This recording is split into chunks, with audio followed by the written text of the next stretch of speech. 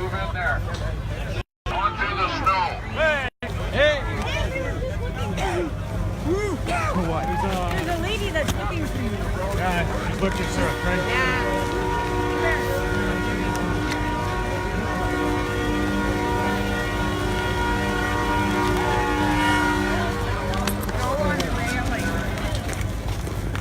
Unless you're at Cuba. Do not try to enter.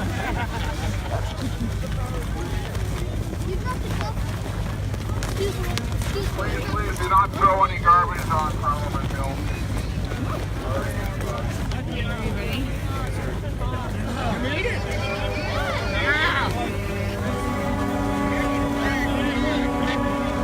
Good for you.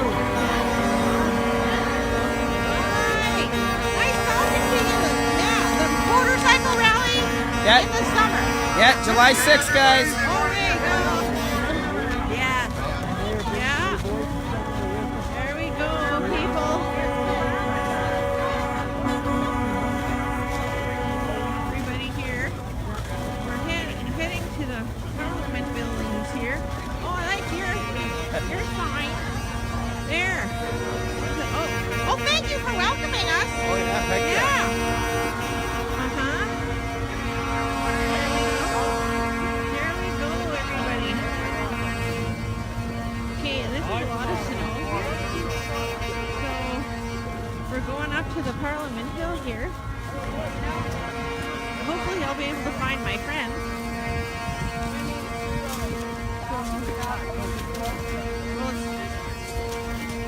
I wish they had one that would play "Oh Canada." Yeah, well, we can sing. We're going to. Oh, you're going to sing? No, not me. I can't sing worth I a lick, can't but I sing either. anyway.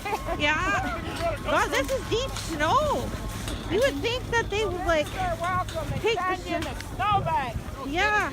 Maybe we should bring. Oh my golly. Take a We picture should of that maybe guy. bring. Show what we're allowed to stand in when we get here. So we should maybe make a snowman. Have snowball fights. Think like, oh God. Thank God that I brought my boots and I wore my ski pants. Wow. Holy fuck. We put us in fucking 6 feet of snow. That's good Holy. thing we're Yeah. I don't know why they're doing it. Holy. Well, I guess we're really determined to do this. So, yeah, I'm not worried about my boots on the outside. yeah. It's the inside. Oh. Oh. Wow. It's like 3 feet of snow here. Here we go. This is pretty disrespectful to us, Well, I think. well, yeah. Ooh. We're paying their wages and they make us stand in crap like this, right? Well, this is interesting. We're sitting on it. It's like If going we to the did Arctic. this to our employees, workers' compensation board would be pissed.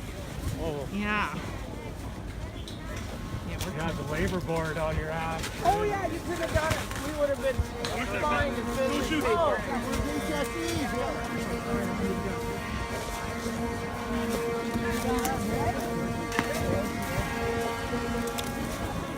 Okay, here we go, people.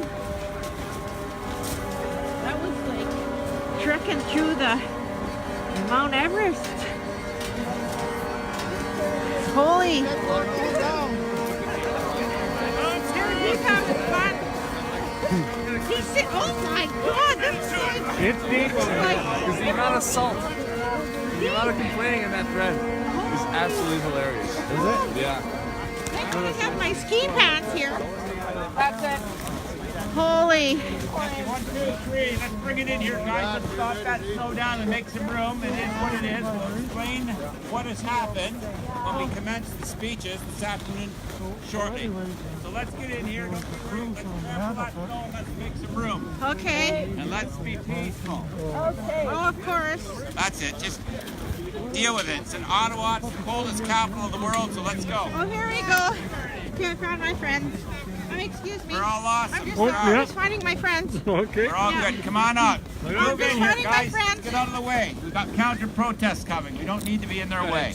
Oh, okay. Oh, counter It protesters? is what it is. No, none of that stuff today. None of that stuff. Yeah, Oh, none of found my that stuff. friend. No way. Hi, Kirky. I see this Chinese guy had the same our sign. Who gave him our sign? I don't know. I didn't. He was like, I go, where did you get that from? You should have put Esteban on the back. Oh, there's this Chinese guy that had it. Who built these? Oh, I got it made. Stay united, boys. Stay united. There, Really, there's really. Jason. Pay for this. Our taxes pay for this. I know. The cops ain't the reason that we're out here. No, Yeah. but It's okay. I'm not Yeah. saying that. And they never did They that. just choose to work for that corrupt shit. I know that. You're not. Okay, gotcha. Let's move it in, guys. Let's congregate around the stage and get ready. Stomp the snow. Make it happen. It is what it is. It is what it is. We've got to make the best of it.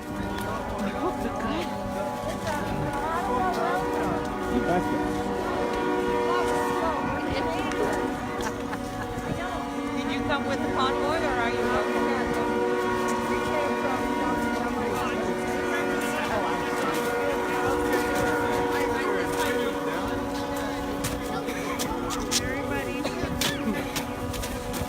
Well, that's a nice sign. Oh, this? Yeah. Thank you. Yeah. Yeah, that's a really nice sign. Thank you. Love it. Somebody gave it to me. Oh, someone gave it to you. Yeah. Keep going in about 15-minute speeches. Let's gather around. Get ready to rumble. And all I have to do is Everyone likes my sign. that's all it is. We are Canadians. We are Hey! Everyone hear me out there? Trudeau must go! I got a very loud voice. I called over 10,800 horse races, so I got to get the gal. Ba, ba, ba, ba. Trudeau must go! There you go. Yeah. There you go. Okay.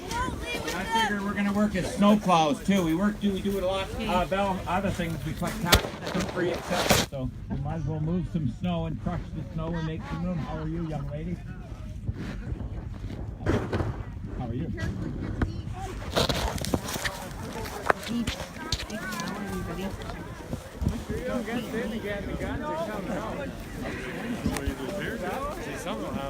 He'll be gone before then. He'll be gone. One way or the other. I don't care what anyone says. You never get anything done with a peaceful protest. Never in the history of it, ever. Ever. Yeah. What does it do? Try to keep my socks away.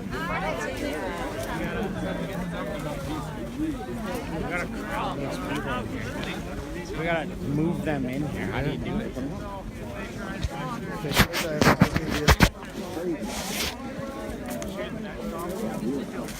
I had a good 27-year run. I'll tell you that right now. My family fought and died for this country. I'm fucking proud to do it too. Absolutely. He took my job away. He took my entire adult career away. I ain't stand for this shit. 10 years of my adult life gone because of his stupidity. This carbon tax didn't fucking work in Australia. It's sure as hell ain't gonna work here. Not a damn thing he's putting in here is working for us. You know, I just ground travel 3/4 of the way across the country. Are you here at the hill or?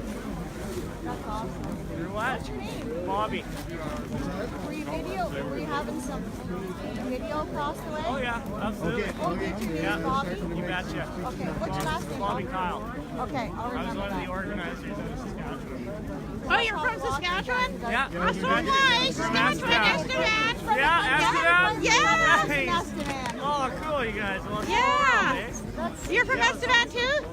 That's cool. Are you from No, my Esteban? brother's from Esteban. Oh, yeah. I'm just out west in the summer. Oh. That's what started this for me. Oh. I was out west for a vacation. Yeah. And I was like, what's going on with all these Yeah. protests? Like, you hear, right? Because I'm usually in Ontario. You hear. But you don't know until you see it. And Yeah. and so Well, he was super yeah. going Where are you from in Saskatchewan? Estevan. Oh, you're from Estevan. Yeah. Oh, my name. Yeah. Oh, so yeah. Like more Here, Estevan. Here. This isn't right. So Were you on the and the Right. convoy? Were you in the convoy too? Yeah. Yeah. You betcha. We flew yesterday. I helped organize the one in Estevan. Good for you. What's your name? Bobby, Kyle. Oh, hi, Bobby. You betcha. Yeah, Hi. I'm Stacy Wempy. Yeah, Is that Stacy Wempy? Yeah. Oh, who's the Wempy I know there? Yeah. I don't get out very much. So Yeah. I don't meet people. Well, thank you I'm a for homebody. all you did. Thank you for all you're yeah, doing. No, thank you guys for all you did. Yeah. You guys are the ones who keep supporting us across Yeah. the country as Yeah. we're coming down. Yeah. Without it, the sweat, the blood, the tears that have come out of this. You guys went down and we're like, okay, we got you, right? Like, Yep. Our official mascot right there. Yeah. Yeah. The yellow vest dog just running through. Oh, yellow vest dog, yeah. Well, Are you from Estevan too? No, I'm up from Kindersley Oh, area. Kindersley, okay, Saskatchewan folk. Yeah. Yeah. Saskatchewan folk. Yeah, Saskatchewan I went out to folk. Alberta in Everybody has to 2013. join in, I came right? back Yeah. in 2015. We got a Everybody job. does. I'm lucky to still have my job. I just survived breast cancer. Oh, well, good for you. Good for you. 5 years remission. Yeah. That's awesome. Yeah, My so grandma that's fought good. for 13 What years else is, and she what's didn't on make your it, so it's sign good. there? I have kidney failure from chemo. Me too. Nice medicine. I have Justice kidney for, failure. oh, okay, there we go. Yep. 11 years old. Alexia Heimlich from Flora. You have 2 kidneys? We appreciate that. I got 1. You'll have no help. Yeah, the dog cares is None. cute. That's a, Mine was from chemo. yeah. What's that? Yeah, no, it can't be. We need Do it. They forced 100%. And that's not indicative of us. No, but I'm just trying to say, I'm trying to get everybody, I want everybody respectful. And not from us. And let's respect the media here, people. They're here covering your event and giving you an additional voice. So I don't want to see anybody harassing media Yeah, here. no. Thank Let's you. just they're the ones that are going to make, Thank you, they're doing their media. job. Yeah, thank you, Anybody has media. any problems, they're going to come and see me and I'm going to deal with you. Okay. Let's get in here, guys. We'll start in about 10 minutes. That's fine. No problems here. None. Anybody in this bullpen here, we're all friends. Yeah, We're all friends, but we're just stating facts. Hey, I ain't no Justin supporter. I didn't travel 3/4 of the way across this country to support Justin Trudeau. Yeah, no doubt. Fuck that. Let's just not blow it now, guys. We'll just stay together for a couple hours. That's all we gotta do. Oh, isn't that what Yeah. we're doing? Expressing how we feel? Yeah. We just gotta stay together. We're all thinking the same United thing. we roll. Progress made. United we Millions from roll. Alberta. Yeah. We won't let a pipe go. United we roll. All uniting. Yeah. Ridiculous. Huh? They're our residual voices. They're the one that's getting it out to the masses. Justice That for can't be Justin. here today, so we gotta appreciate them, respect them. We have cell phones. Absolutely, we gotta respect everybody in this thing. So let's be peaceful. Yeah, sorry. All right, let's gather around, guys, because there is a counter protest on the way. And the reason why we're not in the center block here is because we listen. Antifa doesn't. That's what it's explained to me. They don't listen, so they're trying to protect us. Believe it or not, and these guys have done a great job, and I'm going to talk about that when we commence our speeches. Then why wasn't this cleaned at least for us? They've been fabulous. We've been in meetings for months on this thing, Thank so you. it's showtime. Yeah, thank you. It's showtime. Yeah. That's Canadian for you. We will. We will.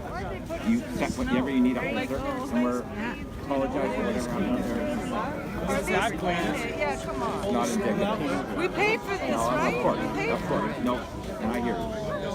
100%. This is real, folks. Just that Antifa, so there's that Antifa, I guess, is coming. So we gotta really getting real, folks.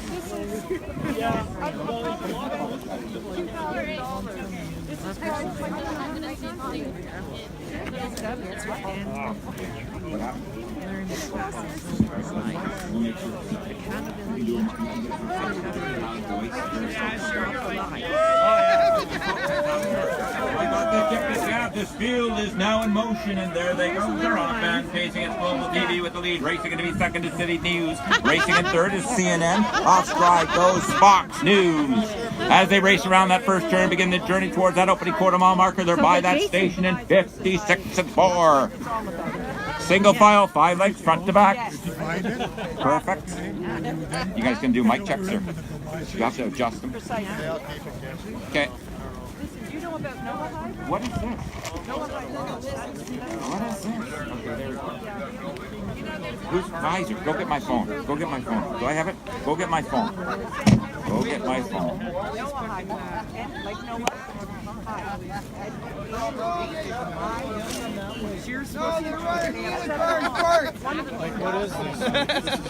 Can't make this up, people. Did that lady come up to you? Tell him, Robert. I can't even stand up here. Hey, we're tough. Come on, police, you gotta do better than this. You don't corral up the people that come here to say a few words to Trudeau. Get that Trudeau out here. We want to talk to him. Hey, don't worry, the global warming will fix this. They'll tax us to death. Showtime. Jackson. Remember, don't piss off the people when we're getting more and more pissed off when we just got here. Yeah, we got tomorrow too. We're gonna launch today. For tomorrow. I have lived in. We the people have the power. My life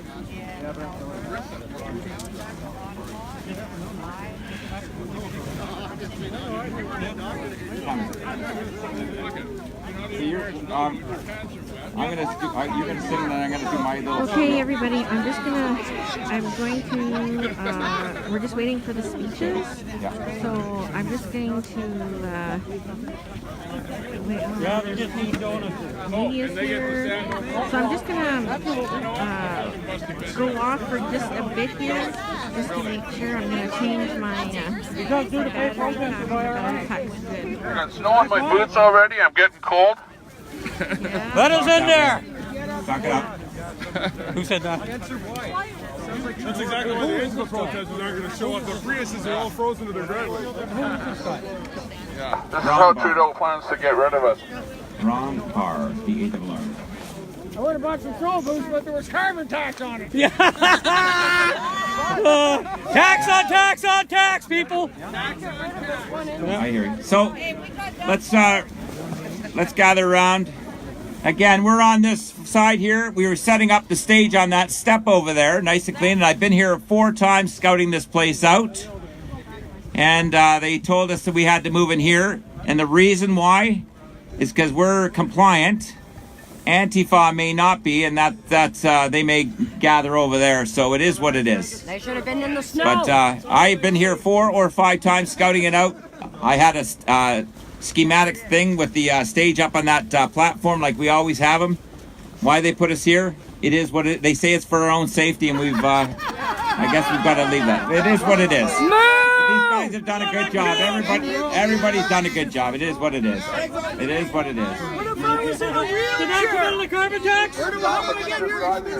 Never mind. It is what it is. Hey, we never even. Apparently, the stage isn't even allowed. What if someone was in a wheelchair? No, well, we'd have them over there. There's no doubt. They would have access to it. Come all the way across Canada to have no told me. Not a chance. We're not your cattle. I'm from northeastern Alberta and I ain't putting up with this shit. Hey, listen, I had a stage. I had skirting, which is on there now. I had a backdrop 8x8 with United We Roll, and they wouldn't let us. They say that could be a weapon. Oh, crazy. We're ready. We're ready. We're ready. More weapons? From Trudeau. Voice your displeasure with your vote, people. Shouldn't stand out Trudeau in the snow. Maybe you answer the question. Our weapons are our mouths. Trudeau gotta go. Trudeau's gotta go. Trudeau's gotta go. Gotta go. Hey, hey. Ho, ho. Justin Trudeau's gotta go. Sorry. Ho, ho. Justin Trudeau's gotta go. Hey, hey. Ho, ho. Trudeau's gotta go. Trudeau has got to go. Hey, hey. Ho, ho. Trudeau has got to go. Hey, hey. Ho, ho. Justin Trudeau's got to go. Hey, hey.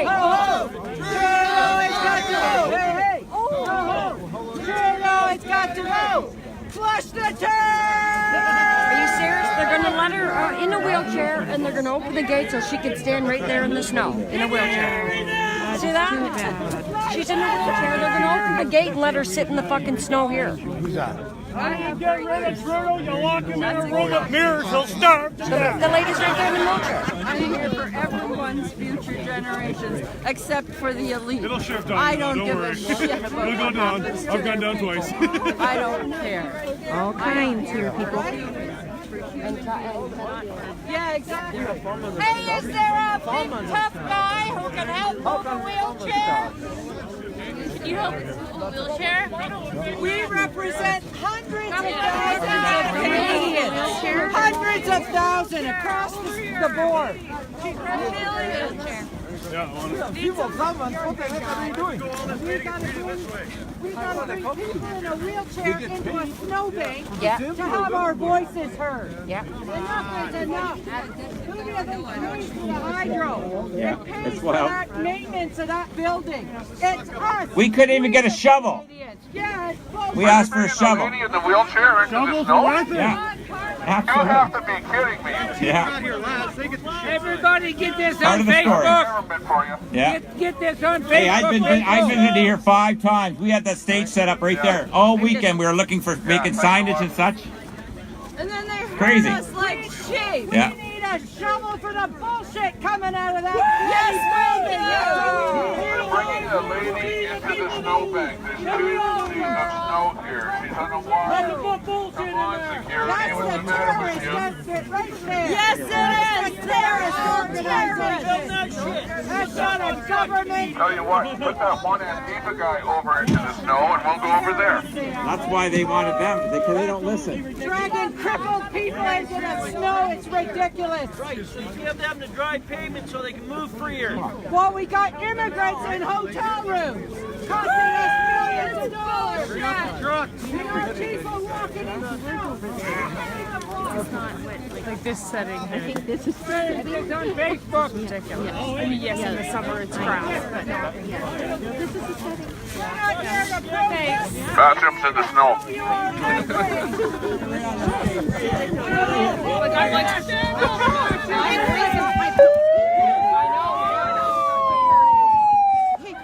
See, Marcy? Hi, Marcy. Right there. You have to be kidding me. Put it right on here. That's it. No Right there. wheelchair How are you, left young lady? behind. Parliament security, you have to be kidding me. This is absolutely ridiculous. That's what it is. We got homeless on the street. There you go. Shame, Trudeau, shame. Don't be yelling out when I'm talking. Baggage carriers. Global won't even show this. CBC won't show this. City News won't show Never this. mind, they're our friends. Leave the media alone. Leave the media alone. They're here to help us. And spread the message. Spreading the message, people.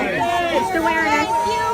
Yeah, I'll tell you what we're talking about. We're talking about That's our message. taking a sit in 2 feet of snow. You've got a handicapped lady in a wheelchair. She's got to sit over here. Enough is enough. We've been mistreated all of our life. Give her the microphone. Absolutely. Absolutely. Let her speak. Where's her microphone? Let her speak.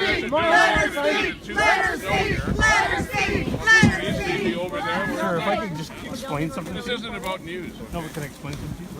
No, This is protest on the hill. Isn't that something? To be on the stairs, you're supposed to get a permit. And so, without the permit, that's Oh, they usually. I would have rather you would be on the stairs. It would make my life easier if you're on the stairs. No doubt. No doubt. You don't have to track to this stuff with all that equipment. Take it anymore. Oh, we're Canadians too. We're not going to let this scare us off. No. So 2 feet of snow. Oh, whatever. We got this. Let's protest. Listen to your people. Bring out the puppets. Bring out the puppets. Yeah, but she's got the best seat in the house. Best seat in the house. Good looking guy on stage like me. She's blushing. That's not cold. That's blushing. I don't trust you, redhead. That's a nice kid. Yeah, I don't know, man, like The lady that was at the Peterborough Can everybody town hall hear 2 us years okay? ago is going to be singing O Canada. She's the one that, about her power Yeah, but bill. the It media took is our her friends today in this $1,000 to pay bullpen, her power please. bill. Media cuts off the So, They're getting a yeah, message she out was at the across the Peterborough country. We town need to hall be 2 friends years with the ago. media in this So bullpen. she's All they said, do you want us to go? As if, you know, they control us.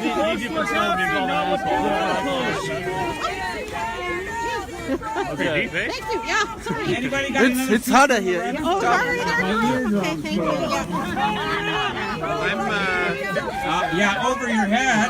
Let me see this. Let me see this. Oh, yeah, should I go? I don't get into. I don't need this. I can talk louder than this. Here. Hey, he's good. He's now. No heckling. I control heckling. All right. Again, the reason why we're here and not there is because of safety reasons.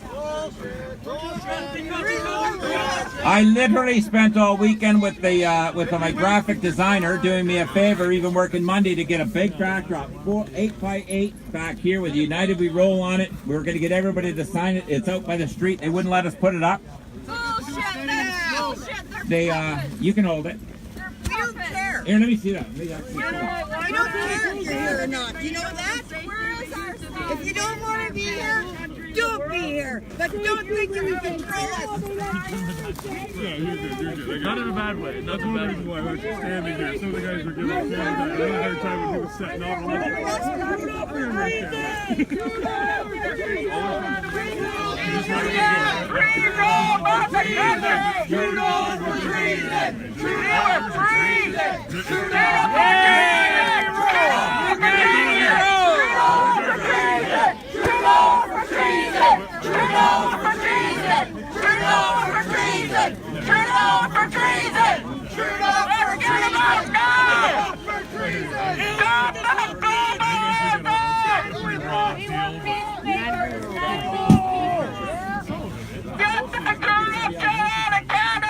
There we go.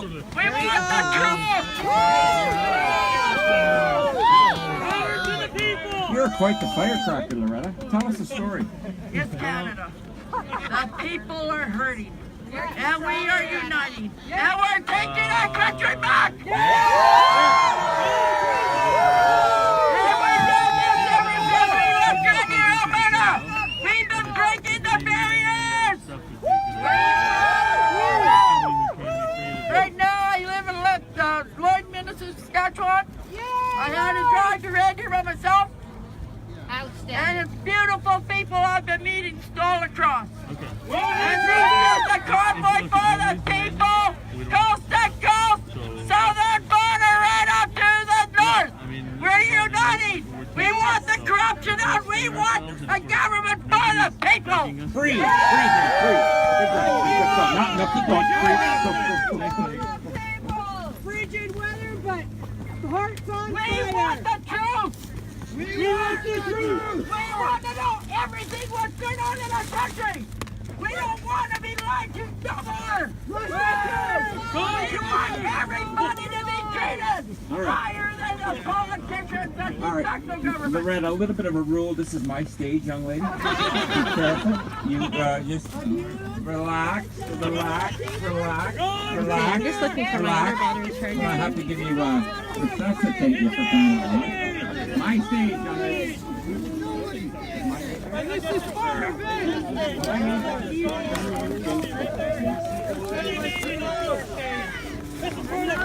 This hour has 22 minutes. Just like that. Begin with you, Glenn.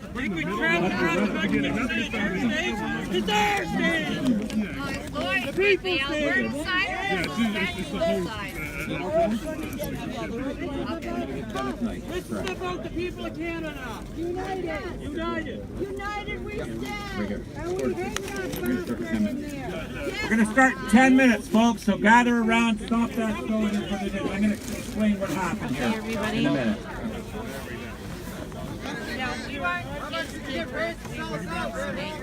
I ended up maybe going. Hey, uncles fighting for Canada. Watch that turn. Hey. Oh. Watch that turn. Hey. Mine's already going on there, Glenn. Mine's going around. So again, we got to be respectful for the media, folks. They're spreading our message coast to coast. So let's have respect for these folks, please.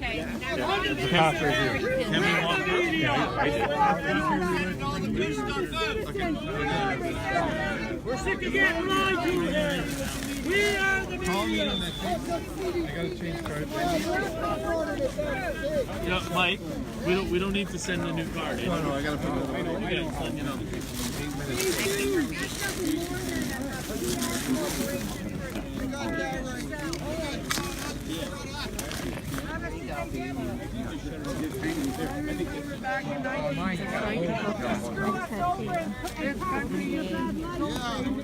Yours, you might not. There you go, Sven. 5% doctor.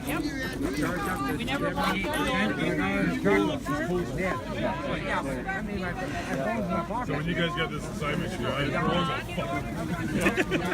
well, it was like I was ready. I got to be inside for a couple of hours. Like it's minus 20 something. It's nuts. That's right. Terrible is Thursday. What's the weather conditions? That's right. That's all we care about. At least it's not. We're all going to sing it too. Well, at least it's not mud, right? At least you have a nice coat. We're going to do it for 10 minutes, folks. They're old. They're not as good as they used to be. Yeah. Oh, okay. Justin! He's on first, and then yourself. Glenn, you should go first. Just to welcome everyone. Then you come on That's what I out. was going to do. I want to get a reverse shot, but thank God I have a pool. I was like, okay, my boots are getting wet right into the pool. Hi, Glenn.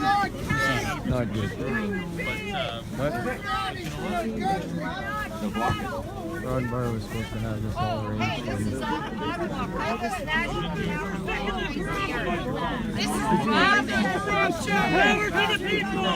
So this isn't how it's supposed to be here, people.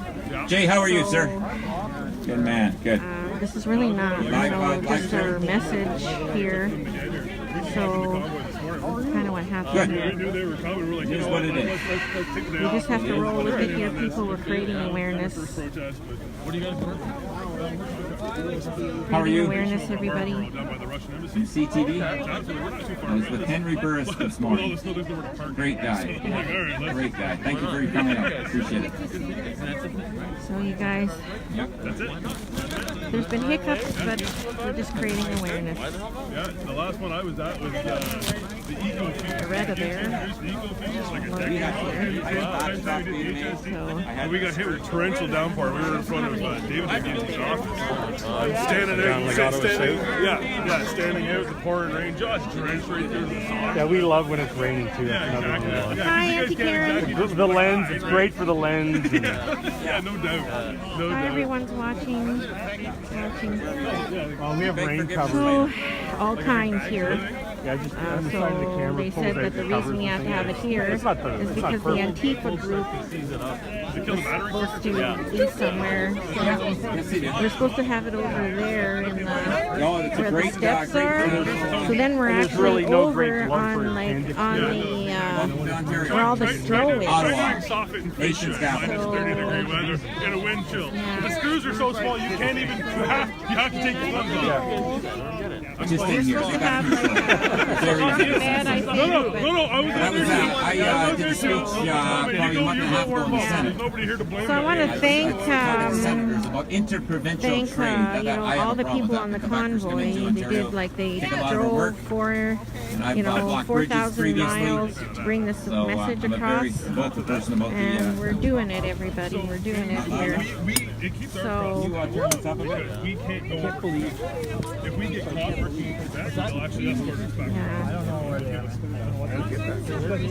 Because in Quebec, Testing 1, 2. Can you hear me back there? You can all hear? Good. That's better. So if you registered in Quebec, then you'd be allowed to work.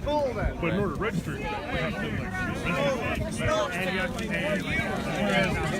Whereas for to be a contractor, all you gotta do is pay $50. We were even proposing to bring water, and that was not allowed. So Glenn there with the Bottles of water, we're just going to give them out to the people, or coffee or something. We couldn't. Ottawa. You have to get approval for everything on this hill. So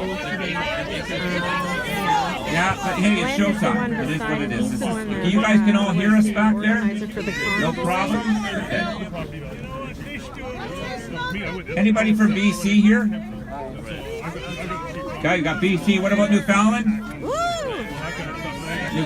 Good? Yeah. Do we have everybody from every province? Super duper.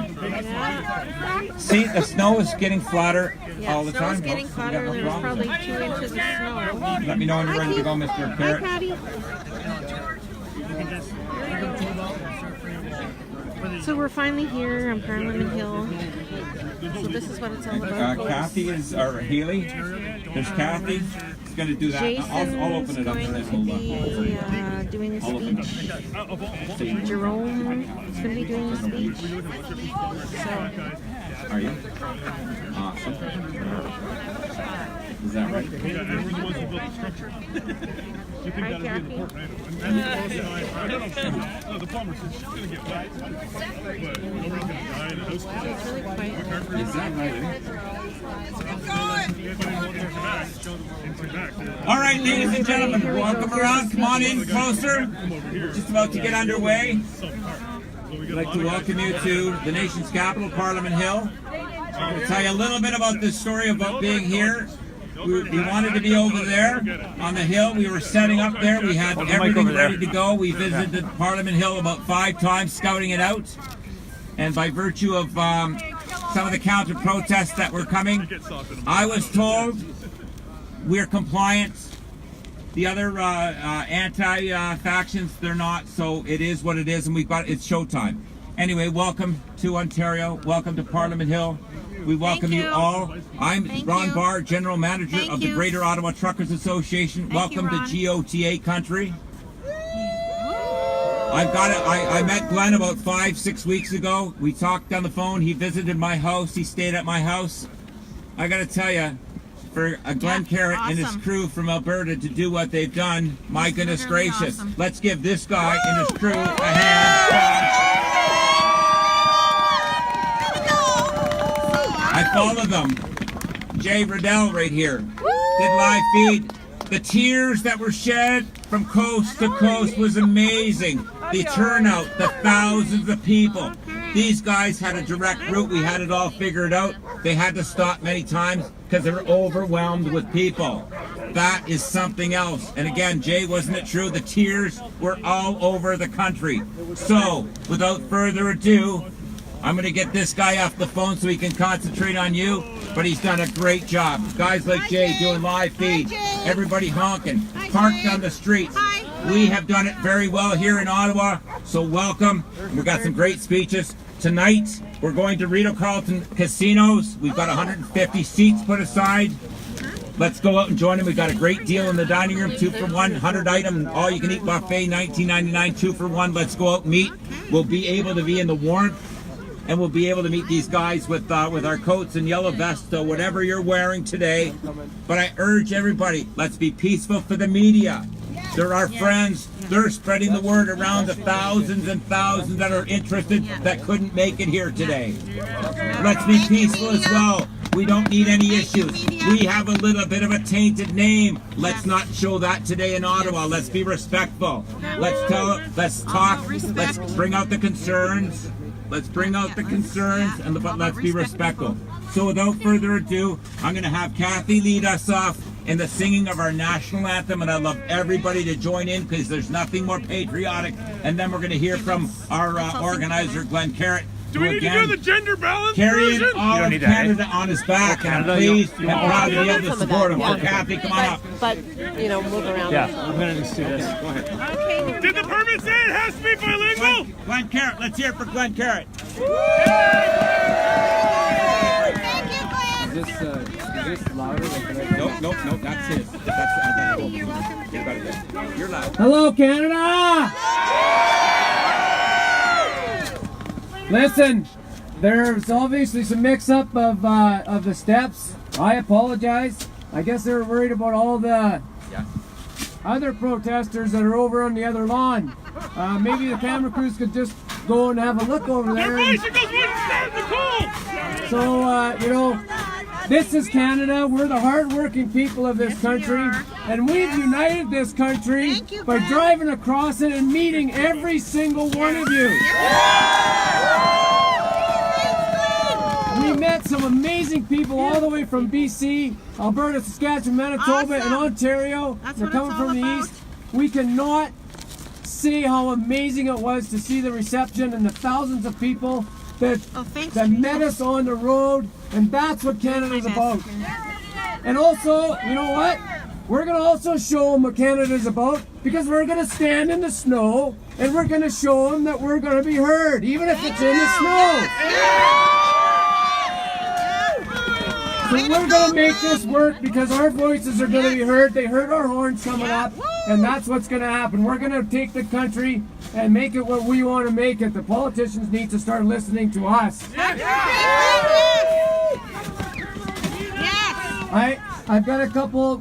I've got to go down there and fix a couple things. We're going to sing "O Canada." God bless you. We'll be back. All right, we're all going to join in the singing with Kathy. We stand united. Welcome everybody. I am so honorably humbled to be here among you today. 2 years ago, I attended my first town hall. I'm not a politician. I've never been in politics.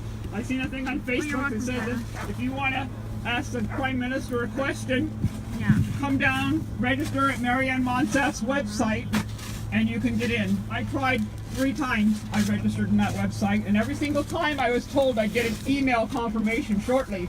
That email confirmation never came. The 4th time I registered, I got an email real quick and said, sorry, no room at the end. Fall. I showed up for a hydro protest out on the sidewalk that morning, and I was the only person that showed up that had the balls to make that sign and get out there. I was 2 hours early, and well, the rest is history. So whatever you heard in the media, I was not hired, I was not paid anything. It was just my lucky day, and today's the second luckiest day in my life. So to start things off today, I want to remember God. This is God's country, and I want to thank you all for coming today. I want to start with singing Amazing Grace. I'd like you to join in, and I'd like to we're going to have a moment of silence. And during that moment of silence, please acknowledge 2 very special people. Last week, we lost a beautiful little 11-year-old girl, Raya. We want to remember Raya today in our moment of silence. And we also want to remember our Attorney General, because you know what? To me, she's Lady Balls Ontario. She has the courage to stand up. So, Jody Wilson Raymond, we're all with you today, Miss Jody. So, without no further ado, let's sing Amazing Grace and go into 1-minute silence, and then we'll sing "O Canada." Amazing Grace, how sweet the sound that saved a wretch like me. I once was lost, but now I am found. Was blind, but now I see. When we've been here 10,000 years, bright shining in the stars, we know that you begun the hour it first begun. Amazing grace, how sweet the sound that saved a wretch like me. Oh my God, I'm just gonna cry. The hour we first believed. Now, let's be there a moment of silence.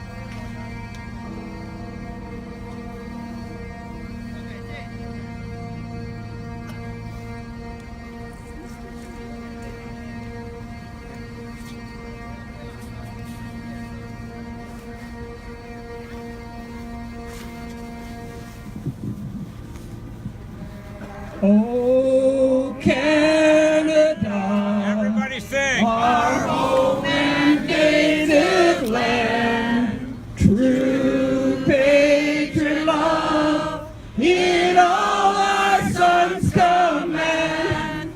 With glowing hearts we see thee rise, thee true north, strong and free. From far and wide, oh Canada, we stand on guard for thee. God keep our lands glorious and free. Oh Canada, we stand on guard for thee. Oh Canada, we stand on guard for thee.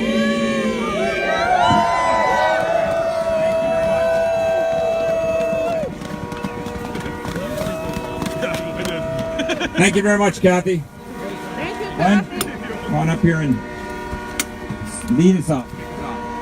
Mark Friesen, are you in the crowd? Come here, please. Okay, here's Mark. I've been following him on the live feeds. He's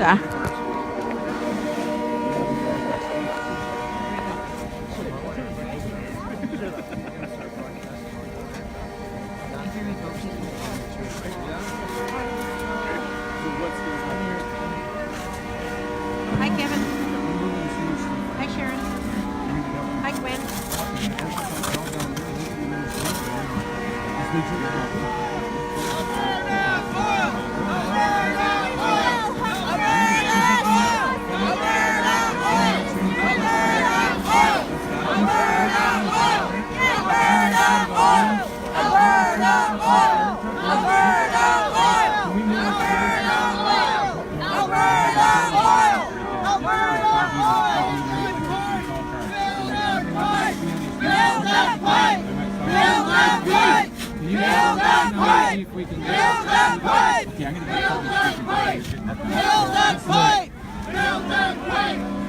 Yeah, let's build that pipe! Build that pipe, drain and train. Listen, Oil in the I'm pipe. not particularly happy with what's happening right here with our stage. So, but I want everybody's with us. I'm gonna go and check out. We might make a different stage on top of my fire truck, and but I want to make sure it works because and we're gonna loud up some horns because we got protesters down there. We want to drown them out, but we're gonna have a couple speakers first. Oh, sure. So just hang with us. This is Okay. us. We're gonna keep Thank you, Glenn. rocking and rolling like we always do. United we roll. Thanks, Glenn. United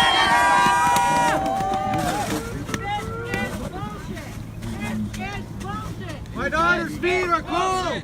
My daughter's feet are cold. I'm going to get Jack McClaren. He's a local MPP. Jack McClaren, come on up here. You're going to say some words. Thanks. Our Thanks, first, Jack. Thanks, Jack. one of our first speakers. Come on up here, Jack McClaren.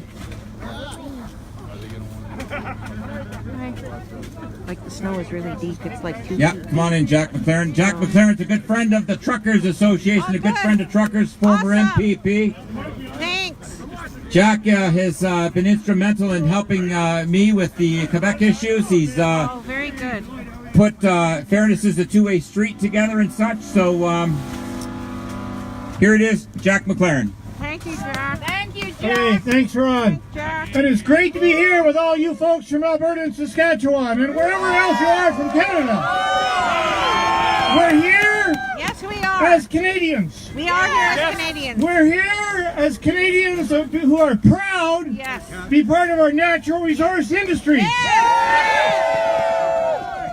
This country, Proud of our natural resources. which is supposed to be the best country in the world, Yes. which used to be the best country in the world, was built on natural resources, being oil number one, Yes. mining, Yes. forestry, and agriculture. Yes. Always was, is today, Yes. and will be in the future. So we're with you. Woo. I am a farmer here in Ottawa, Yes. so forgive me for that part. The Ottawa part, I mean, not the farmer part. I used to live in Alberta for 7 years. Right on. Yeah. And I was there in the 70s with my wife Janet, who's over here, right over here. Hi, Janet. We went through that 1981 crash of the oil industry. I was one of the eastern boys that went west in the 70s to get jobs because that's where the jobs were, in Vancouver and Alberta. Yeah. Yes. And we were doing well until everything crashed. Oh, yeah. And we lost our job. I lost my job. I did too. We had, Janet and I were married, we had 2 babies and a mortgage and no job. Yeah. So that is tough. Mark So I know what's going on in Alberta right now, in Saskatchewan, anywhere the oil industry is, and it's terrible. It's sick. We have a huge supply of oil. Yes, The world wants to buy it, and we can't build goddamn pipelines because of Justin Trudeau. He should have received that message before now. I think he has. He's turning his back on the people that create the wealth that's built this nation and will build it in the future. Turning the back on Canadians. We get bills like C-68 and C-69, which are going to regulate us to death even worse than we already are, which are going to stop oil freighters from going up and down the BC coast to carry oil. And they're going to stop the offshore oil drilling in Newfoundland as well. Murdering the West. Not to mention what they're going to do to mining and forestry and agriculture as well. So, one country destroys itself. Come right. on. So we are here today to speak not as Albertans or Saskatchewan people or Newfoundlanders or Ontarians, but as Canadians to tell our government that we are not happy with the government of Canada. We are not happy with Justin Trudeau. I want to tell you, I was a member of provincial parliament here in Ontario for 7 years until last June, and I lost the election. So I have a good job again. I'm a farmer again. Way to go. Which I thoroughly enjoy. Yeah, farmer, good farmer. I'm part of the Trillium Party of Ontario. I quit the PC Party of Ontario because I got tired of a party that was fearful and afraid to stand up for the people that they represented. And all they were trying to do is worry about how do we say whatever you need to hear so you'll vote for us, whoever you might be, instead of doing what was right. So I quit the PC Party because I refused to be told what to do. I would speak out for what was right, which is the people that have elected me, which is democracy. And I joined the Trillium Party, and for my last year at Queen's Park, I had the freedom to speak and vote the way I thought was right for the people that I represented. And I want to tell you, the Trillium Party of Ontario supports you. Because you are the backbone of the economy of this country. Great to be here with you people. Thanks for making the journey. And we'll be here all day to stand with you. Thank you. Jack is a great guy. Thank you, Jack. Jack, you coming for dinner with us tonight at the track, the casino? Absolutely. Good. And where's Janet? Where's your wife? There's one trooper. These guys have been very, very big supporters of truckers. One of the best in Ontario. So thank you very much. Our next speaker, where's Mark? Here is Mark Friesen. Mark, and you're going to introduce another special guest of yours, correct? Here you go. Thank you.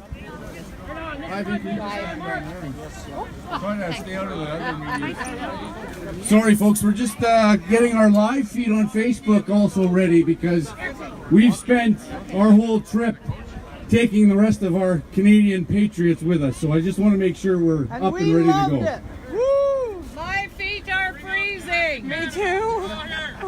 Welcome everybody on the shoulders. We love you, buddy. Can you use your phone or somebody else's? I need that. Just going to make a quick announcement. Anybody lost a key? It's right here. It's a GMC, a key. Come and see me. Hopefully not a truck key. It might be GMC. All right. All right, folks. What a day to be Canadian. I want you guys to be loud when I'm speaking. I don't care if you interrupt me with screaming. Do it. That's what we're here for. We're standing here for you folks. We drove here for all you folks. All the people! Listen to that. So the first demand that I'm going to make on behalf of all Canadians across Canada is that we identify February 19th Patriots Day in Canada.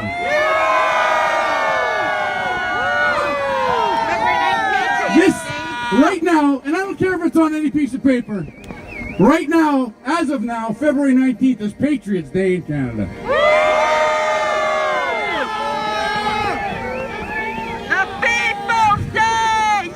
So, my name is Mark Friesen. I'm from Saskatoon. I have a small business in Saskatoon. I actually worked for the government for 25 years in prison. So, I understand how government works, or better phrased, doesn't work. I'm just a prairie boy with a deep love of my country and my fellow Canadians, my culture of freedom, liberty, responsibility, tolerance, equality, hard work, hockey, and the Saskatchewan Rough Riders. You're in Ottawa country. But it's interesting because I've never considered myself a patriot. I've never had to identify openly and loudly as a patriot. Of course, I've always been one. I've always felt it like the rest of us. We win a gold medal, I cry because we win a gold. So I'm a patriot and I'm now a loud patriot. It's necessary for us to become patriots. And I was inspired to be loud and proud about being a patriot because of the individual that works in that office that we pay for, that we call Prime Minister. I won't refer to him by name. I don't believe he deserves the respect because he does not respect any of us. So when I refer to him, I will refer to him as Little Potato. Thank you to the Chinese.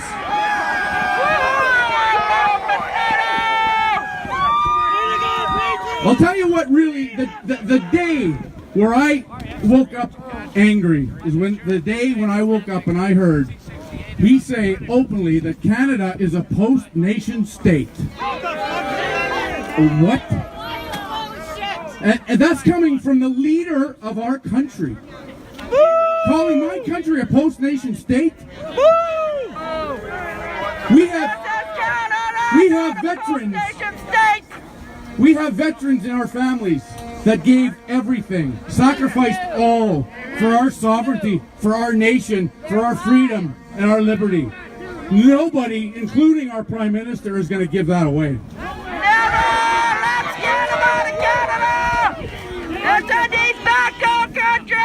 But we have to understand why he did that. It wasn't just some flippant remark.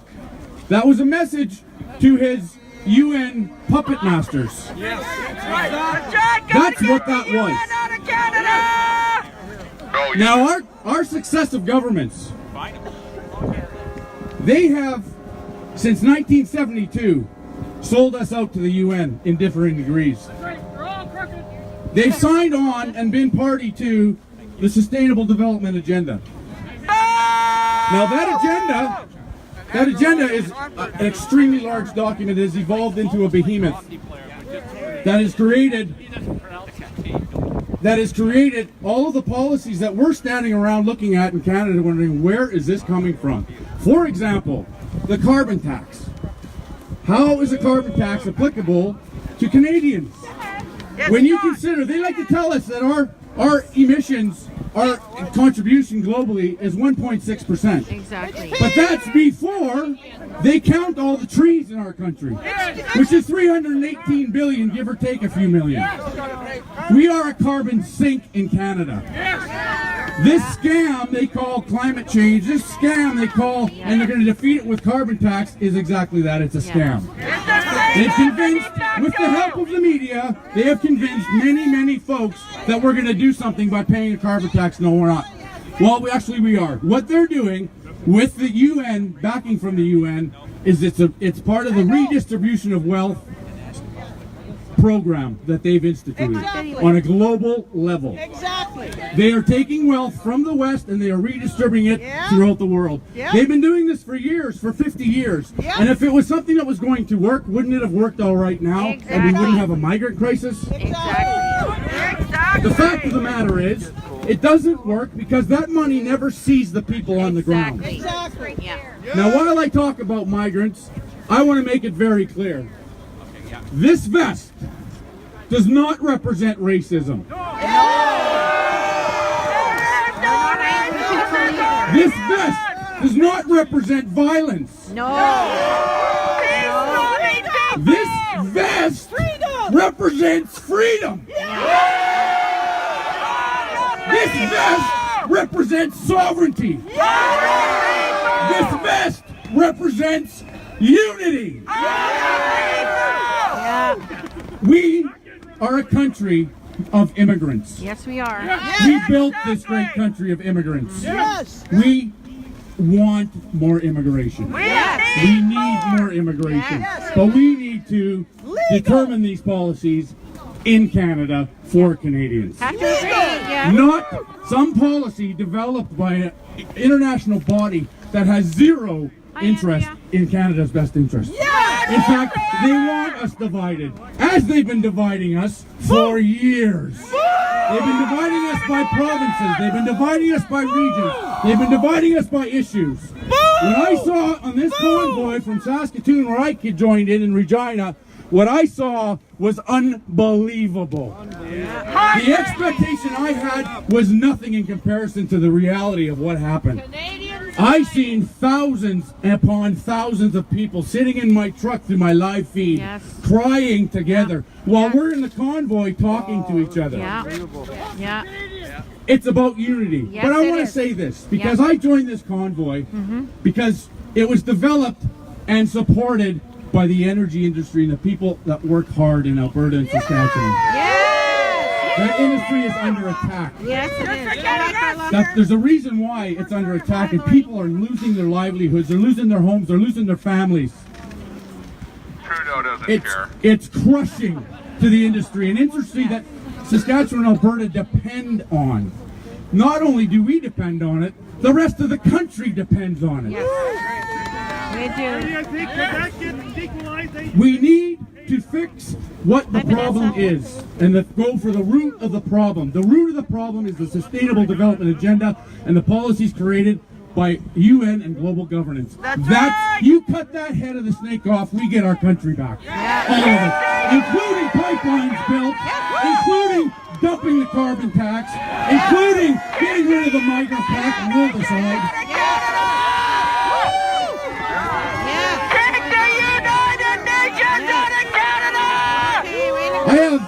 I have one more little bit here I want to say. I know I get carried away and I get rambling, but boy, am I passionate. Boy, is my patriotism burning. It's blowing up in my body, what this convoy has done. We need the rest of Canada to blow up.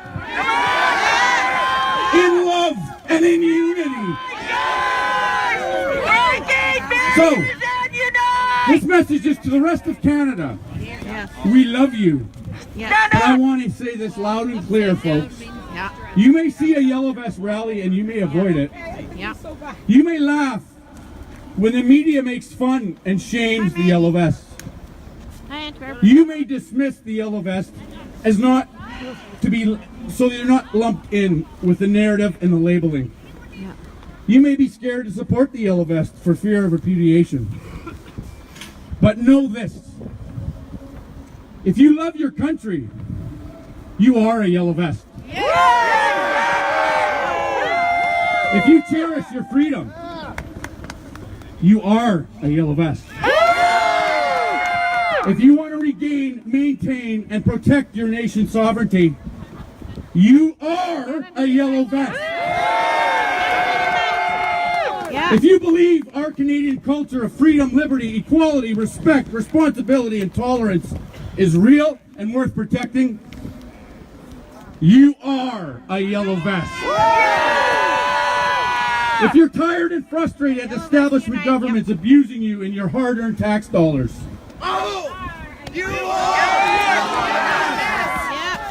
Very good. If you've had enough of our media and our politicians and our special interest groups dividing us, you are a yellow.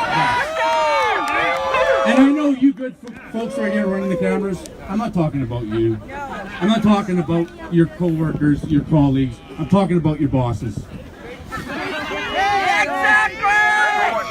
Now listen, if you support our energy industry, if you support pipelines, yes. If you support farmers and ranchers, yes. Yeah. You support our industries and our economy, then yeah.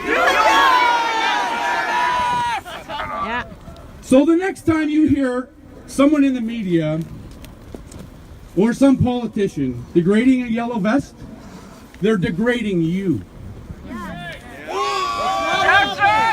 When you see a news report that claims the yellow vest is racist, they're calling us all racist.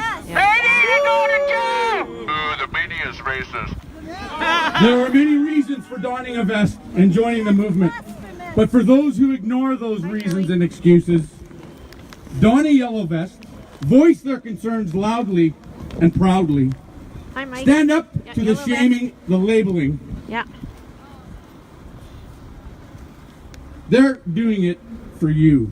Yes. And your children and your grandchildren. And the future! In the future. They're doing it in spite of the hate. They're doing it in spite of the labeling. They're doing it in spite of the shaming. These fellow Canadians are doing it for the love of their country and their love of our freedom.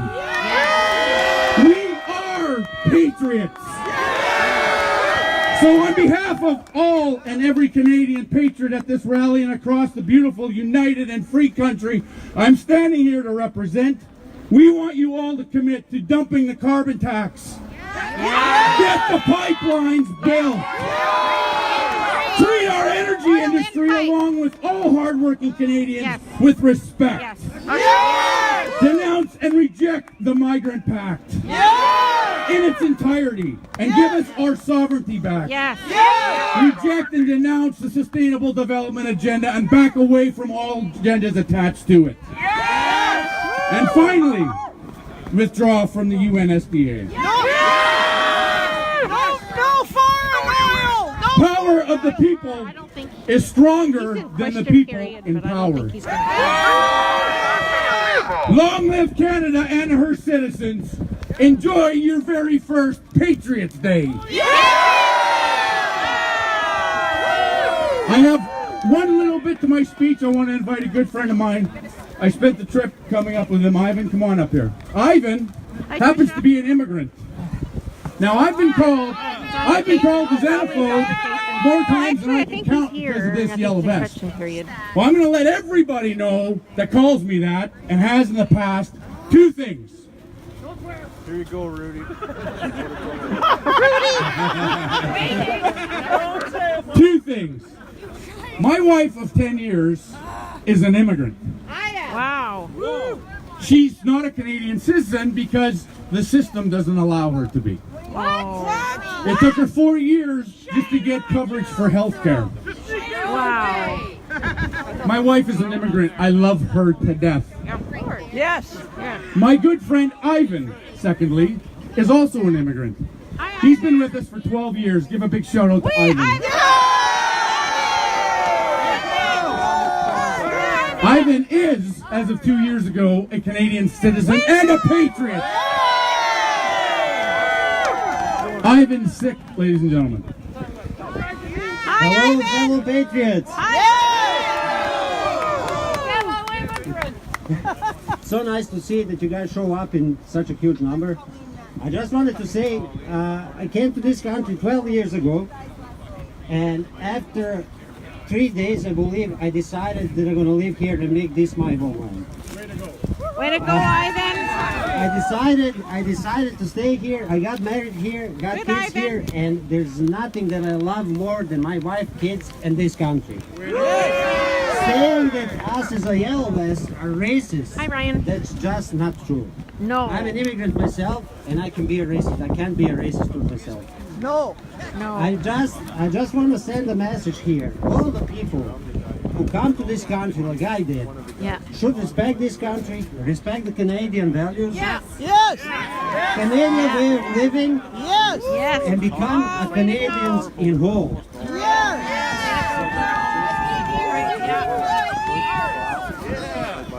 I'm not going to say anything else. This is all for me. I'm going to let the other people talk. So this was Thanks, short Ivan. with an impact. Thank you. Thank you very much. Let's hear it for these speakers so far. Mark Friesen and this gentleman here. Welcome to Canada. You're an asset to our country. Our next speaker, all the way from Saskatchewan, is Senator, the Honorable David Tkachuk. We used to have a, what was that hockey player? He called it Tkachuk. Tkachuk. Come on up, Senator. We really appreciate you taking the time. This is a fellow Saskatchewan. Let's hear it for him. Thank you. There you go. Well, I'd like to welcome you to Ottawa. Hi, Kelly. It's too bad that you got removed from the place you were supposed to be at and had to meet here. I want to say to all of you, thank you for coming, and I wish Hi, Kevin. Hi, Kelly. all the MPs could see the people here who have traveled from all parts of Canada. Sorry, I have to hold it so close. To all parts of Canada. I'm the critic on Bill C-68 in the Senate. I'm the chairman, and now it's in committee right now in the Energy and Environment Committee. Yes. I'm also the chair of the Transport Committee, which is handling that other abominable bill called C-48. And so, I don't know whether many of you had heard that Principal Secretary to Prime Minister Trudeau, Gerald Butts, had resigned yesterday.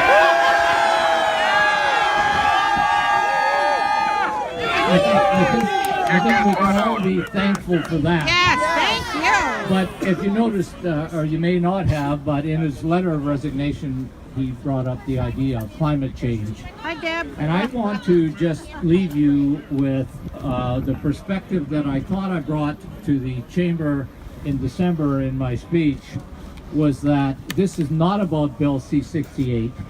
This is not about Bill 48. This is not about Bill C-69. This is a clear attempt by the Government of Canada to destroy the energy industry. I have to. And with that, with destroying the energy industry, they will destroy, of course, the pipeline industry. Hi, Jim. Yes. So I have no idea. I know you've rolled all the way here, and I'm going to ask you one more thing. I want you to roll over every liberal left in the country.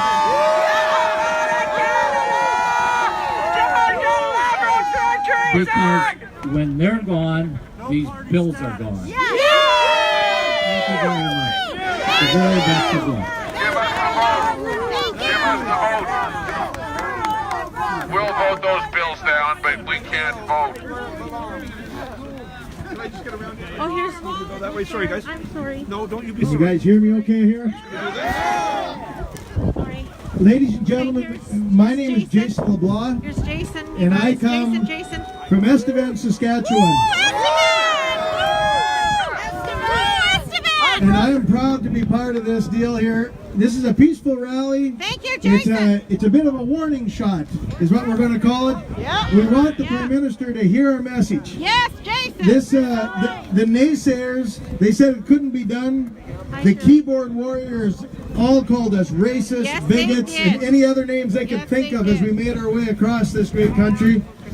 The protesters tried to stop us just outside of Winnipeg, Yes. but our little peaceful convoy made it.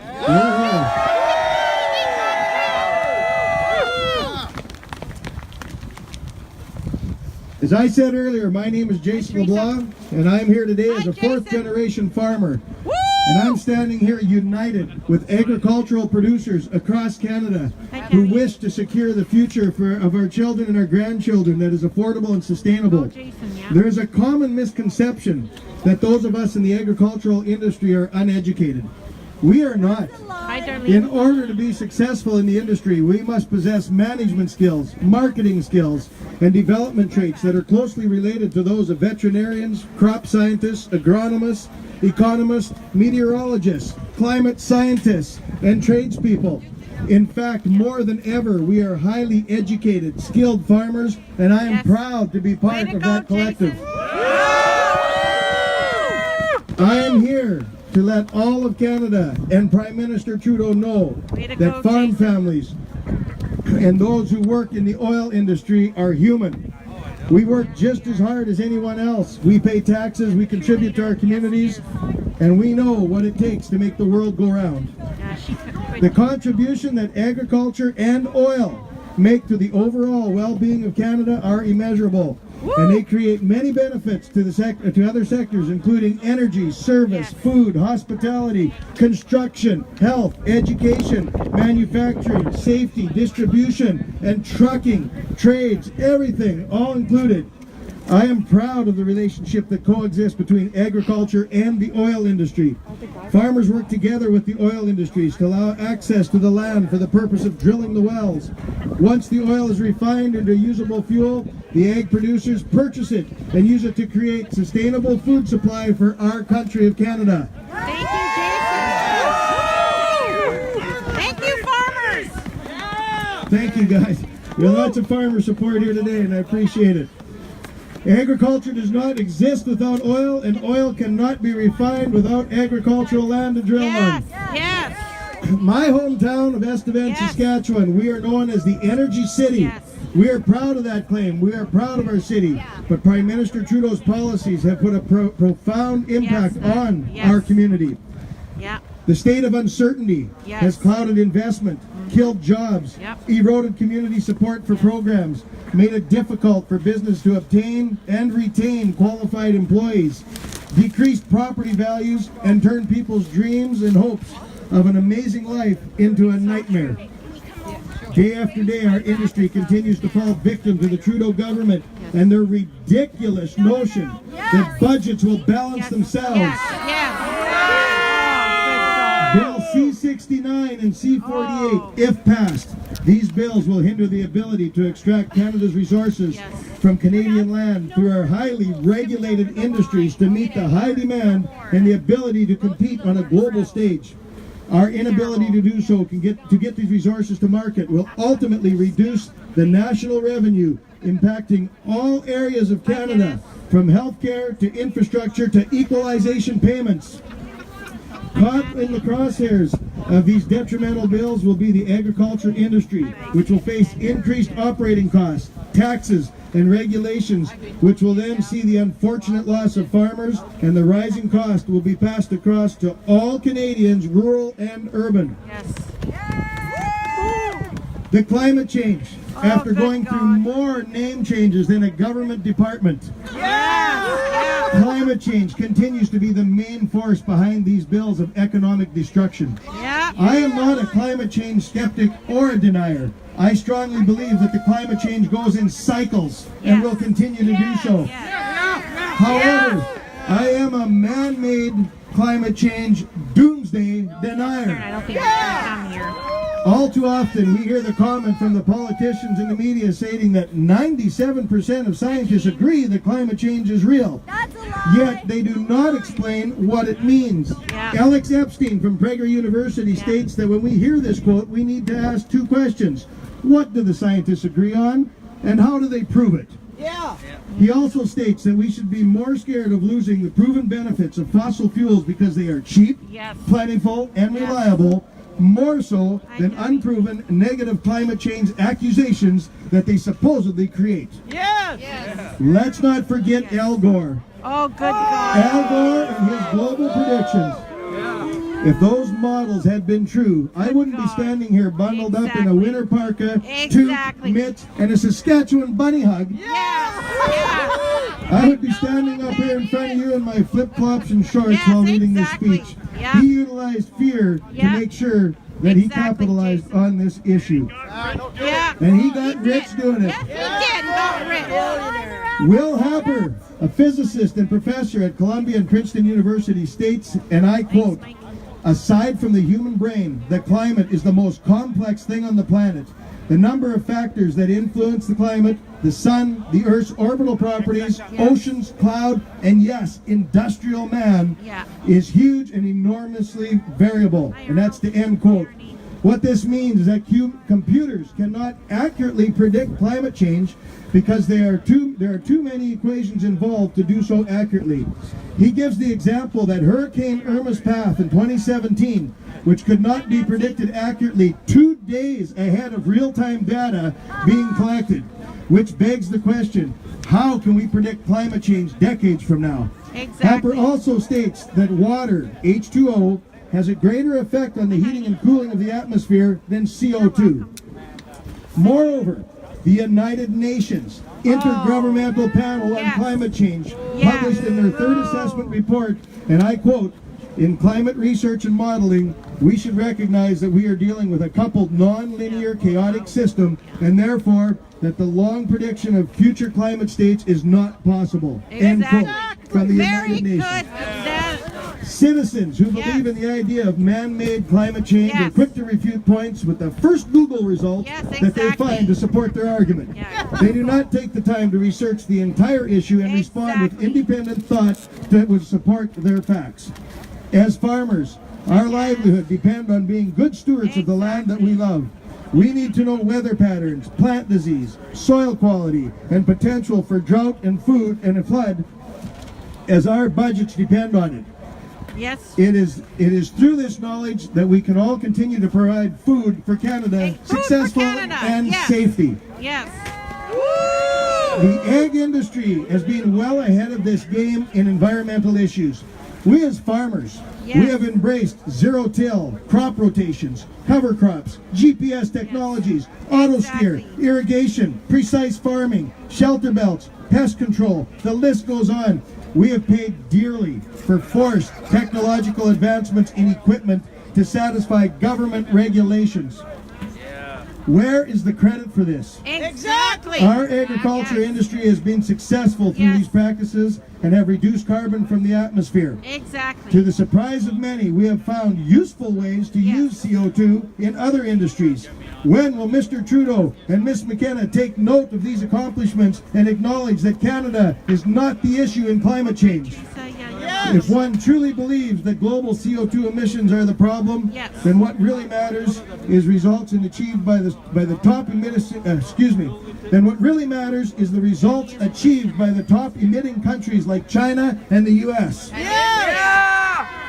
Ultimately, we all know that after taking a simple science class that CO2 is needed. Exactly. It provides life for the plants and the living organisms. Life does not exist if it were not for CO2. Exactly. After all, profitable greenhouses will pump CO2 into the greenhouse for plants that are later sold for food products. Yes. Yes. It is time for Canada to acknowledge what is happening. A culture of fear is being created through negative rhetoric, negative rhetoric in regards to the climate change, making way for the acceptance of a liberal ideology.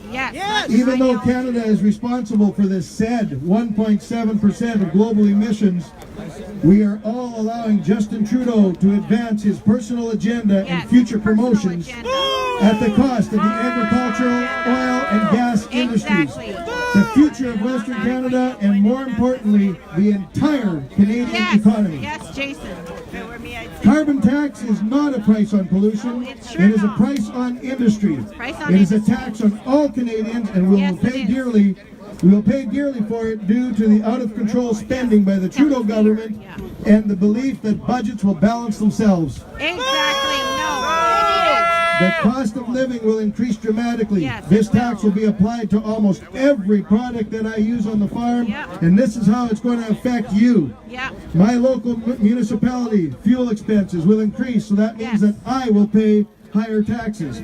My local leisure center heating bills increase, means I will pay higher taxes.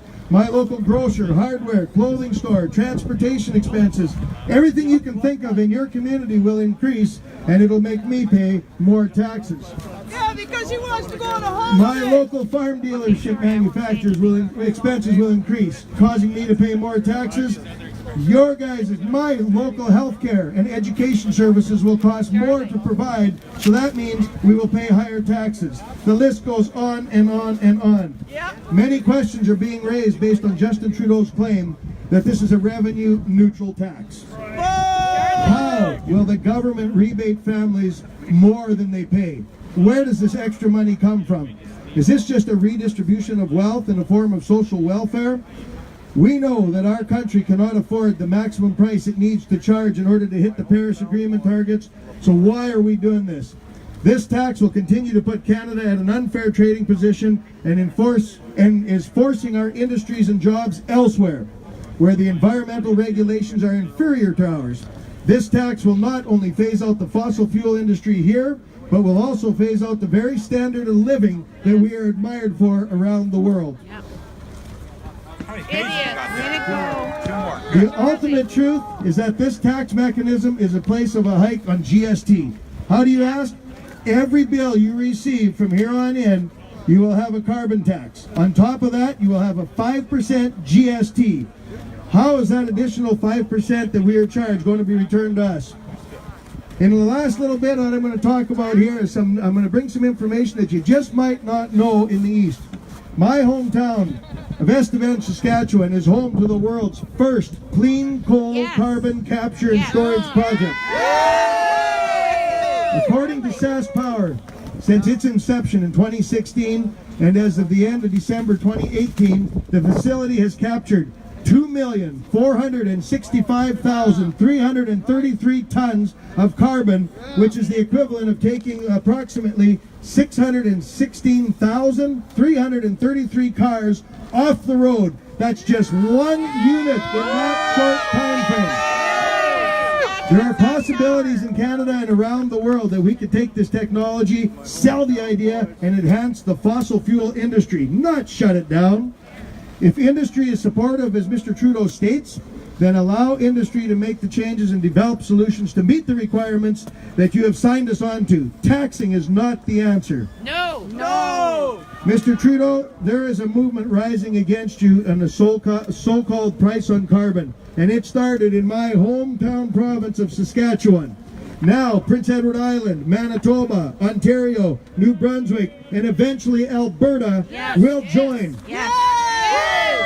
Ontario once tried to be a climate change leader. How did that work out? Terrible! British Columbia, who has chosen to enact the carbon tax, just received the devastating news report in the Vancouver Sun, January 2018, that with the tax applied, the province for the year of 2015 has seen an increase of 1.6% in emissions over the previous year. The tax is not an effective way to reduce emissions. No. For more proof, all you need to do is take a look at Australia. In conclusion, Justin Trudeau, Western Canada has always been an economic powerhouse in our country, but today we stand broken because of policies that are for the good of the globe. And that is your quote. There have been times in the past when Eastern Canada has had to rely on the power of Western Canada for survival, and we have always welcomed them with open arms because we are one country. The very resources which provided for a better way of life is now despised because of you.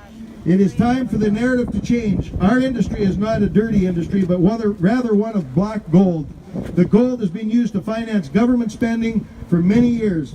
How will we be able to continue to finance these areas when you are denying the use of Canada's natural resources? It is unfortunate that your government, as Rex Murphy puts it, devalues the things that count. You have set unrealistic climate targets. Even you have said if Canada shuts down all industry, it would not have an impact on the overall global emissions. You cannot announce policy changes to our energy and ag sectors without allowing time for the needed infrastructure to replace it. Ms. McKenna states that your environmental plan will grow the economy and keep life affordable. How did that work in Ontario? Please do not confuse motion with progress.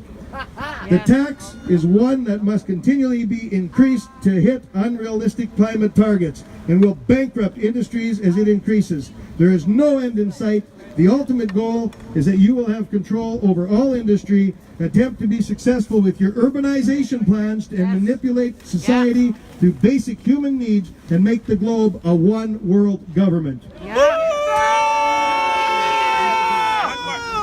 solar panel, windmill, hydro plants, and electric cars are not 100% green as you claim. Exactly. How are the chemicals mined for these solar panels? Children. How are they recycled after they use? Where does the steel come from for the windmills that are made and the oil needed to operate them? Hydro plants are made out of concrete. What comprises concrete? Fly ash. Where does it come from? Coal. Ladies and gentlemen, the electric cars have lithium batteries, plastic bodies, rubber tires, all oil industry byproducts. Yes, that's right. Today is the day that we remind you, Mr. Prime Minister, that you work for all of us in Canada. We are here to let you know that carbon tax, Bill C-69, C-48 will be the ultimate demise of our energy and agricultural sectors, the very sectors that provide a large portion of equalization payments. This election in October will be the most crucial of our lifetime. It is imperative that everyone get out to vote. We need to make our voices loud. Volunteer for your candidates. Get out and make sure that Canada can move forward in all industries. It's time to put the grain on the train and the oil in the pipe. All right, new rule on vetting any speeches. Mr. Zimmer, come on up here and I want to see your speech. I want to prove it first. I think we got all soup and nuts. I don't think there's much you can add. Bob is from Prince George, Peace River and Northern Rockies. And we want to hear, he's also the Parliamentary Outdoor Caucus member, so we want to hear about why we're standing in the snow. Bob, here you go. Thank you for coming. Thanks a lot, everybody. Hello. Thank I don't know if you can hear me back there. Do we have anybody from Fort St. John back there? Kirk is. Right there. I see some back there. How about, hey, good to see you guys. So I'm from Fort St. John. I got my first job was actually working in the oil patch and working on pipelines. So I have first-hand experience about being in the cold and working at minus 30. We worked actually all the way to minus 50. But I just wanted to say one thing to all of you, first of all, is I think instead of being where you have to come to the government to protest to have a job, I think we need to thank you all for providing gas to our homes so we actually have warm homes to go home to. So thank you. And all those protesters, it's funny, I fly back and forth from Fort St. John to Ottawa every week, and I see a whole bunch of members of the NDP. I see members that are against oil and gas get on the same airplanes as I do. One namely Miss Elizabeth May, and she interestingly gets on the same plane as well. And you know what actually fuels the planes coming from Vancouver to Ottawa? It's oil coming from the Kinder Morgan pipeline. So to get in that plane, she actually has to use a project that she's supposedly 100% opposed to. I just wanted to say thanks to you all for coming. I know I have a lot of friends out there. I love the horns, love the trucks. You're making a difference. You're being noticed today. We'll be back out in a bit. I have to go back to work in the house. We're dealing with a little thing called S&C Lavalin. Andrew just made a statement in the house, and I guess we're coming out here again in about an hour. So we'll see you again in a little bit. But I wanted to thank you all. Thanks to the organizers for really pulling this together. I know it's a great effort to really pull it off. And again, thank you all for coming. Keep up the good work. Thank you. Thank you. Thank you. That was great. Thank you very much. And we'll see you in an hour or so. Listen to that noise out there, folks. That's tremendous. I'm going to get Jerome and then I'm going to get Jay up here. Jerome, come on up here. Jerome is from Weyburn. Say your story. My story is oil in the pipe, grain on train. Okay. I have a sign here that my daughter made me bring to Capitol Hill for Trudeau. My daughter is 12 years old, and that's the sign she made for me. My name is Joram Olwen from Weyburn, Saskatchewan. I migrated to Canada in 23 years ago. Beautiful person, beautiful person. Yes, Canada, we roll!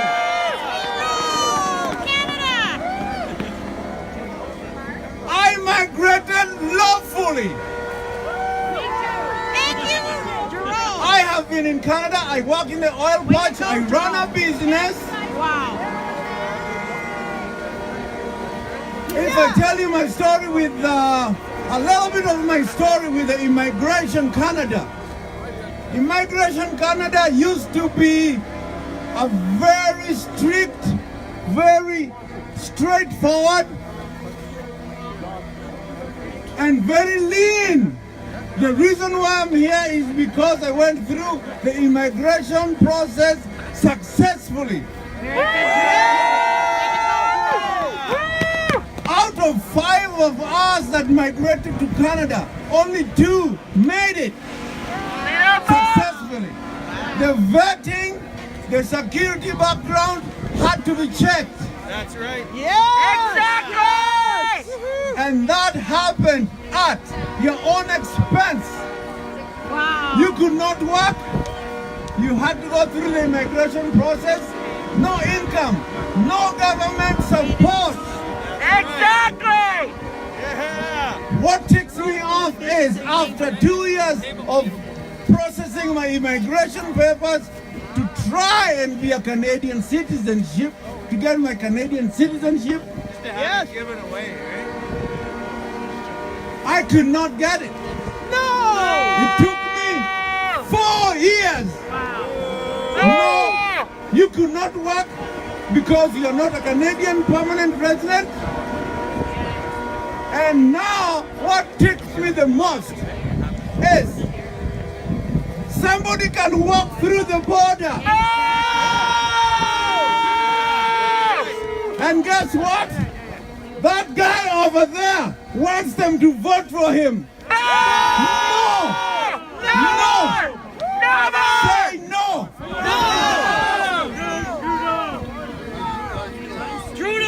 There is no one in this world that can vote if you are not a citizen of that country.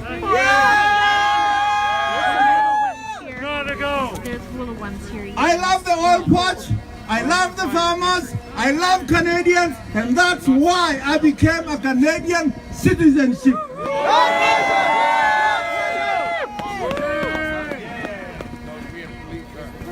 I am a yellow vest. Way to go, And we stand for unity. I will, sorry. Can you open this? I can. Take a picture of that. That is true Canadianship brotherhood. Exactly! What are we looking for? Hey, look at this again. Get pictures of this. Okay. I became a Canadian citizen in 2001 after 4 years of hard fighting. I had to take oath to be a Canadian citizen. You have to take oath. Yes! Trudeau does not want people to take oath. Trudeau wants to divide the nation.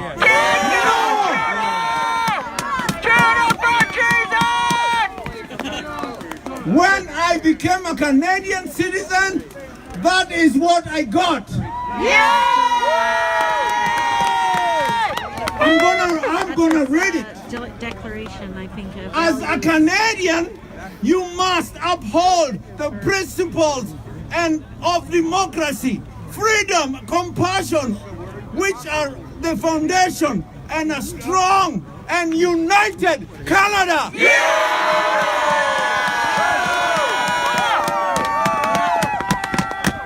Way to go. Yellow vest, coast to coast, united we roll. You have made a difference.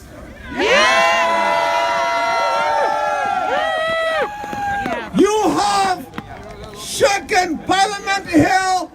People are stepping down.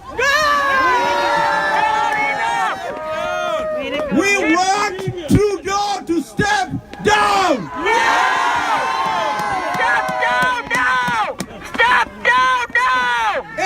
If he does not step down, build the pipeline. And my last message is, I heard that Trudeau used to be a boxer. You heard that? I don't know. I never seen it. Hi, Larry. I wasn't in Canada. But I challenge Trudeau for a boxing match.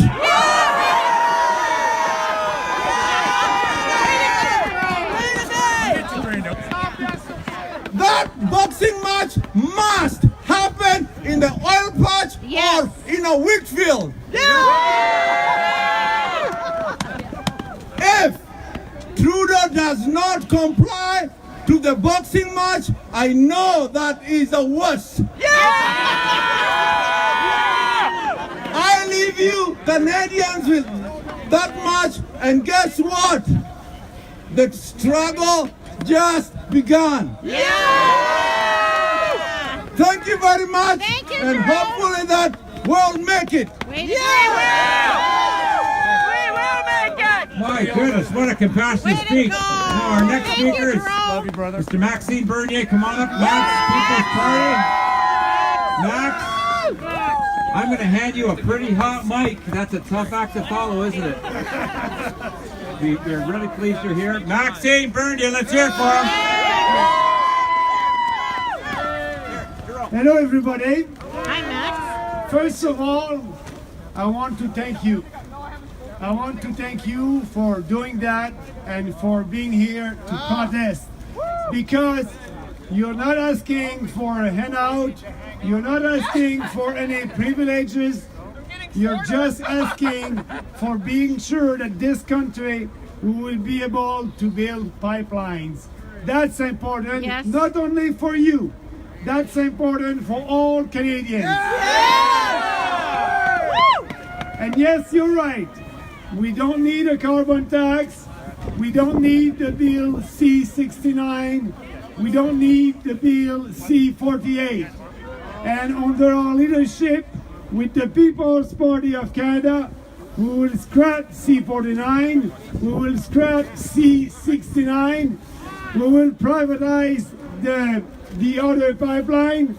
So we need to have a pipeline that will be built by the private sector for you and for our friends from all over the country. So it's easy to say that. It's very easy. Justin Trudeau told you that you'll have a pipeline. Andrew Scheer is saying the same thing. And I'm saying the same thing. Who's right? Who's going to deliver a pipeline?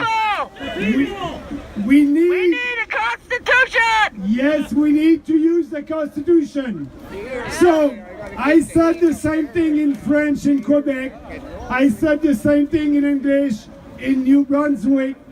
I said the same thing in English in Alberta. And now I'm telling you that. Yes, we need to do some consultation. But if we don't have any agreement, we need to use our constitution.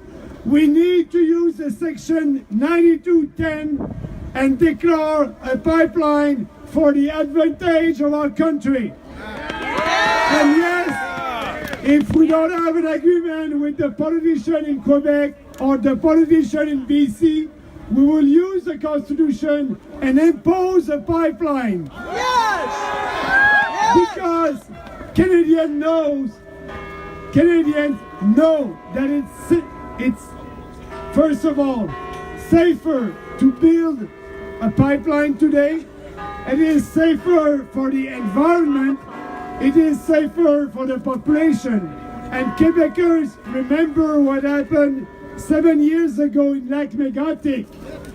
We need to transport our oil and gas by pipeline, and we need to use the Constitution if necessary. I'm asking you, ask that question to the other politician who will come here, if they have the courage to use the Constitution if necessary to build a pipeline. Ask that question to Justin Trudeau. We know the answer. asked that question to Andrew Scheer. He was not able to answer that in French in Quebec when they asked the question. And the journalist said to Andrew Scheer, do you think that you will use the Constitution to build a pipeline if Quebec, the politicians in Quebec are against that? He was not able to answer the question. You know, I'm answering that question. Our goal is to speak to our fellow Canadians and speaking about what is good for this country, for the unity of this country. We need pipeline, but not only that, we need to have a fair equalization formula. We need to be sure that it would be fair for everybody. If we want to unite our country, we need these two reform at the federal level, and I'm there. The People's Party of Canada is there to deliver that for you and for all Canadians.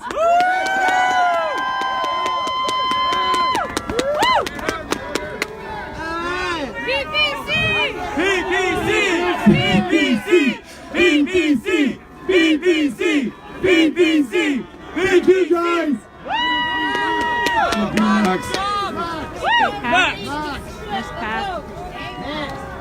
I gotta give a little speech here. From the convoy.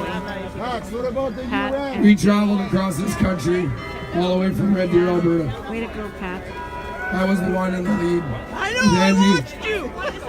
My voice is a little rough and I apologize for that, but that was from one absolute powerful movement that we were performing as we came across this country.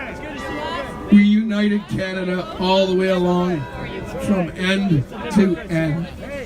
We were able to unify this country as we walked across and drove across and shook hands with every little person, every child, every mother, father, everybody. And we had heard nothing but love and help from everybody when it came to getting across this country. And I'd like to say for everybody out here, this United We Roll Convoy for Canada was an absolute pleasure. It was my absolute honor to be up here with you guys and have the opportunity to get our message across that we need to unite this country. We need to take this country back. We need to allow ourselves to join and have our voices heard and exercise our political rights. And that is what we did. So for that, I thank you, Canada, for allowing me to come across, to get this voice, to get our voices heard, to allow us to invoke our political rights, and allow us to stand up for our Canadian Charter of Rights. This is our movement, Canada. We're making history. We're making this happen. The world is watching us. We need to act responsibly when it comes to this. We need to be the people for the people. Yes. This is a responsible movement, and it's a historical moment in Canada. Yes. So please, please, spread the word. Get it out there. We are here to unite the country because this country has been told we are divided. Well, I'm sorry to say, Mr. Trudeau, I just drove across this country and I am not united. I have thousands and thousands and thousands of followers as we came across this country. Okay, this convoy went viral as we were coming across. It was an absolutely amazing moment for Canadians to watch as we came to fight for you guys, to fight for America, the people that can't get up and talk for themselves, to fight for the oil worker, to fight for the miner, the lumberjack, to fight for every Canadian. I'm talking teachers. I'm talking...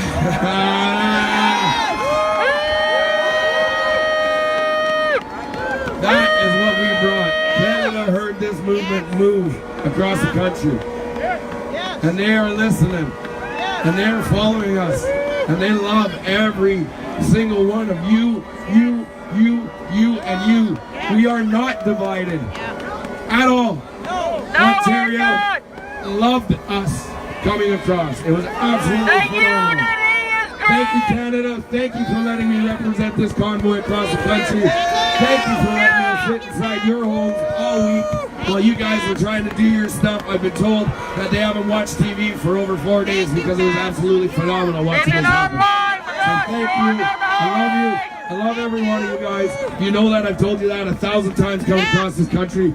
I absolutely love you, Canada. And thank you for allowing me to have the opportunity to represent you guys here in Parliament. Thank you. Well done. Let's Let's hear for this gentleman here. Great job, great job. All right, Mr. Brad Trost, come on up here, Brad. Ran for the leadership. Not yet, Brad. Not yet. I'm on this show here. Anyway, Brad, here you go. Say some wisdom. Thank you. Hi, Brad. Got a big fan over here. I'm Brad Trost. Hi, Brad. Soon to be ex-politician and back in the real world. Thank you for coming here today. Yeah. I grew up in a farm family in rural Saskatchewan. That unfortunately, the one time we moved to Alberta was right before the National Energy Program hit. So my family knows what it is to go through tough times. Farming's a tough business. It was for 20 years. So when I was getting ready to think about what I was going to say to you here today, I was reading a bedtime story to my littlest daughter. Oh yeah, 700, yeah. And it's a story from Dr. Seuss. It's called Horton Hears a Who. If you know the story, you know where I'm going with this one. Horton was the only person, he was the only person who heard the Who's. He had big ears, he listened, but the Who's could not be heard by anyone else. They kept trying to have their voices heard, but no one would listen but Horton. Finally, at the end, every single Who in Whoville gave a final shout, and then, when they thought they were all exhausted and couldn't be heard, only then did people finally hear them. And that's why what you're doing here today is so important. Because we have to keep shouting so that someone hears. We have to keep shouting that the jobs tied to the oil and gas industry matter. That people who work in natural resource industries, be it farming or fishing or lumber or oil and gas or mining, matter. These are good jobs. They're important. We have too many people in this country saying if you work with your hands, you're not important. We need this pipeline to go through. We need pipelines to be built. Yes, we do. Why? Because they allow good, hardworking people to earn a good living. Yes. That's all people want. That's all we to want. work hard, That's to right. pay their fair share, and to help build Canada. Thank you for what you're doing. God bless each and every one of you. Thank you. Thank you, Brad. Thank you. Perhaps. All right. Dane Lloyd, Hi, Sherry. pleased to meet you. You as well, Ron? Where are you from? I'm from Sturgeon River Parkland, Alberta, just outside of Edmonton. So these are your folks. Absolutely. Who are my Albertans out there? Here, get them wild up. Well, my name's Dane Lloyd, and I'm the Member of Parliament for Sturgeon River Parkland, just outside of Edmonton. Now, I was elected in a by-election in October 2017. I also serve as a lieutenant in the Canadian Forces, and I'm so proud to see all my fellow patriots here standing up for Canada today. Can I get a shout out? Now, you know, I grew up just outside of Edmonton, and my stepdad's a truck driver. And so I know what it's like when this government puts a carbon tax on families. You're raising the cost of gas on truck drivers, that's getting passed on to consumers. And these truck drivers are out of work right now because we can't get a pipeline built to get our energy to market. And it's a damn shame. And we need a prime minister who's going to stand up, who's going to get those pipelines built. And I know who that man is, and his name is Andrew Scheer. He's our conservative leader, and he's going to get the job done. Now, my fellow conservatives, we're in there in that House of Commons right now. It's your house. It's the people's house. And we are standing up for Alberta. We are standing up for Saskatchewan. We are standing up for all of Canada. Now, I always say, you know, my stepdad, you know, he's been a truck driver for a long time. And he always said, I don't think people in Ontario can understand what we're going through. And I always say to him, you know what? Ontario does understand. And we saw that with our Unite convoy going across the country, and who was there? You know, meeting them at every stop in Thunder Bay and in the Sioux and everywhere across this country. Ontario is standing with us. The whole country is standing with us. They're standing up for our pipelines. They're standing up against this carbon tax. And hell, we're going to come for Justin Trudeau in October, and we're going to change this country. Thank you.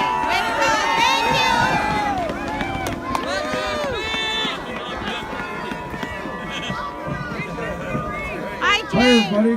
I come from Estevan with Jason LeBlanc We helped kind of put the Estevan guys into this convoy here, and it was an emotional journey. I can't even explain it. When we came through Saskatchewan, we were seeing all the people on the sides of the roads and people waving flags, and we thought, you know, Manitoba was the same. Once we got to Ontario, we didn't know what to expect coming in here, and we were trying to unite everybody as one. And when we come through here and see the people lining the sides of the roads and the flags waving, and through the evenings there was fireworks shooting, and I thought to myself, you know, we come across this country with thousands of miles to try and join everybody in here, and I thought, you know, I never knew these people 2 weeks, 3 weeks before this. You know, I've talked to them on Facebook, social media, and all of a sudden now here we come across Canada, 2,000 or 3,000 kilometers, and to see this come through like this and how well organized everything was, and the communications between the radios and the guy in the lead, and the emotional part of it, I still can't explain it until now.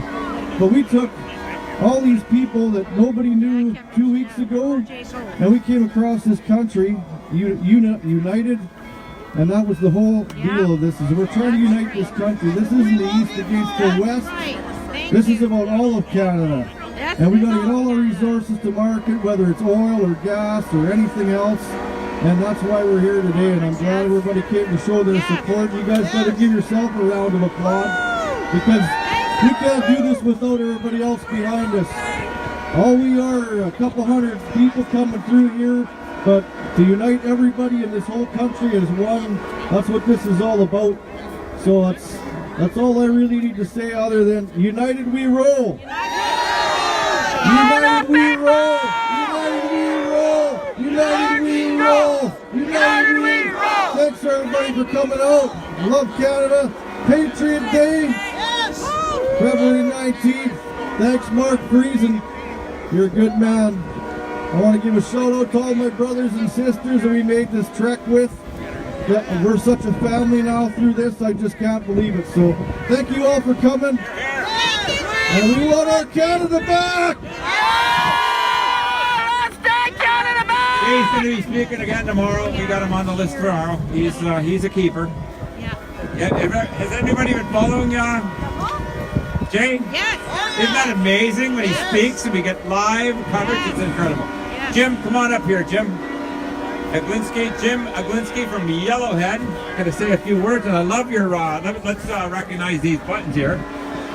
When I saw him, I said, "Man, you got to be an important guy." He's got I love oil and gas, so he's one of us. Here's Jim. Welcome to everybody here today, and a special big welcome to our friends from Alberta, the people that drove across the country, our friends from Eastern Canada came to join them, and people that stopped along the way. We're here to see pipelines being built. Yes. We're here to see the oil and gas industry be recognized. This government is failing us. It's failing all of us. Yes. You know, we got to get rid of Bill C-48, yes. 69, get rid of the carbon tax. Let's make it profitable for Canadians to be competitive with the other world. The other thing we need to really address in this country is why 40% of the oil and gas being used in this country is from third world countries, not from Western Canada, which produces the cleanest oil and gas anywhere in the world. Canada is one country. We're all together from the East Coast to the West Coast. We should be using products developed, produced in this country. We are an energy producing country. We should all work together to build our country, make it stronger. We cannot make it stronger by being divided. Let's stand together. We need pipelines. We need pipelines.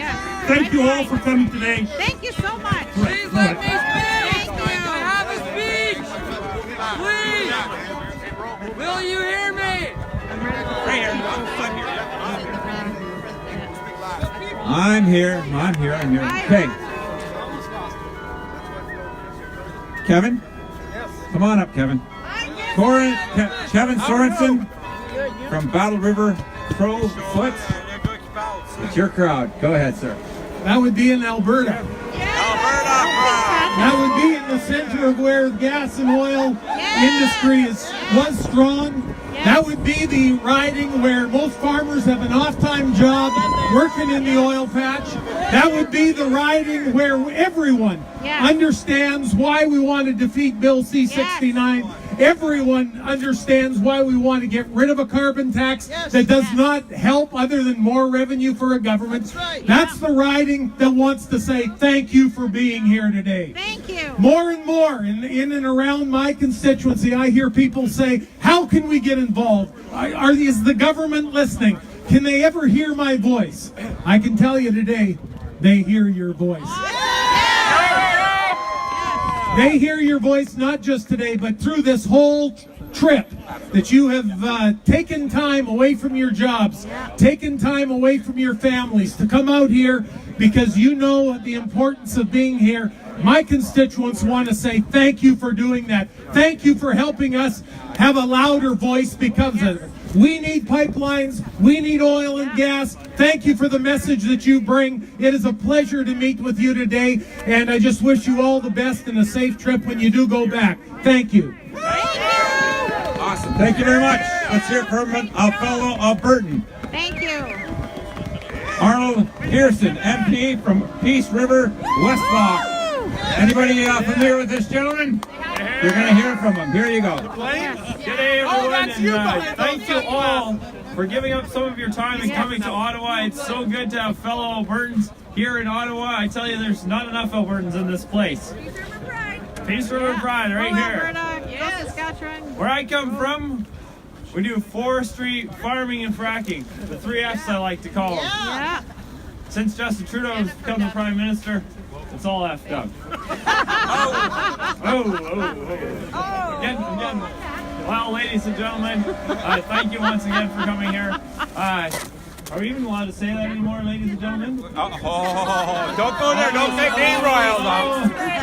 I'll be taken out of here. If you ask me, that political correctness is getting right out of hand. Hey, if I really let loose, they take me out of here in cuffs. Once again, make lots of noise today. Be heard. We want to hear from you. I know that everybody back home has been texting me all day. Arnold, let's see some pictures from the pipelines or from the pipeline protest. We want to see the rally for resources guys here. Let's make some noise.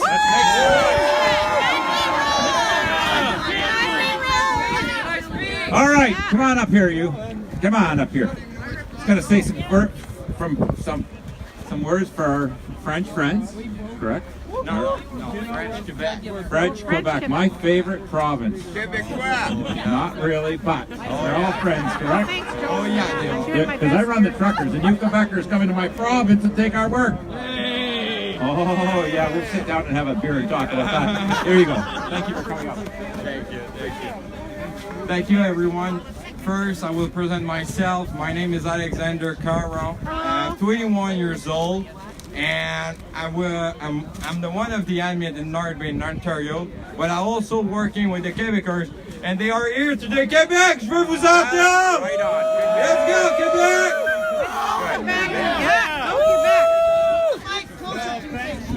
We are here today to show to the government that all the provinces are united together.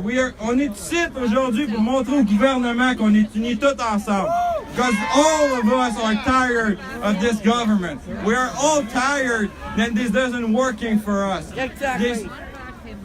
They are just corrupt and we need to change everything. Il est temps qu'on fasse un changement. Ils sont tous corrompus, nous sommes tannés. Il est temps qu'on change les choses et qu'on reprenne les choses en main. And the only way we can back the power is being a government who will represent the people. And the only way to have a government who really represent the people is by having the people in the power.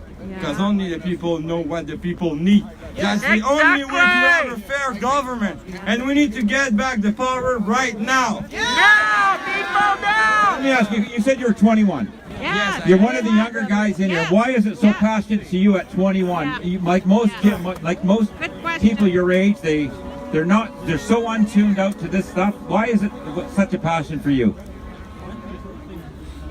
And when I saw the article in Alberta and the Yellow Vest movement I started my own movement in Ontario. Good for you. Because I'm fighting for my future and the future of my children as well. This is my future we're fighting for. On se bat pour notre futur. C'est pour mon futur qu'on se bat, puis le futur de nos enfants et de nos petits-enfants. Puis nous devons continuer à nous battre jusqu'à la fin, puis nous devons reprendre notre pouvoir immédiatement. Would you ever run for politics? We need young guys like you. If you're thinking, would you ever run for politics one day? Way to go. I'll run. Yeah. There you go. Good. Thank you for that. That's a classy guy. Good man. Thank you for that. Good patriot right there. Let's hear it for the 21 years old. He's tomorrow's guys in those crowds. He's the tomorrow's guys. You got your hand up. Is there a reason? No, only if you come and talk to me first. I see your spurts because I'm. The organizers, they all told me they try to get me up there. Yeah, you can try, but you got to get through me. That's the thing. So anyway, no problem. Okay. We'll get to you. I got some other. All right, we've got a bagpiper, Bethany. Bilzalani. She is called the Pipeline Piper. Let's hear, and then we're going to hear from some veterans. Go ahead, Bethany. Come on up here. Can't hear her. Tell her to come up here. Slippery.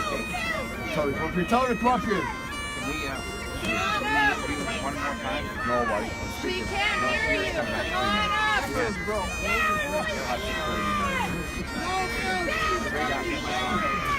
Up with the United Nations! Up with the United Nations! Hey, listen to fight. Causing a ruckus on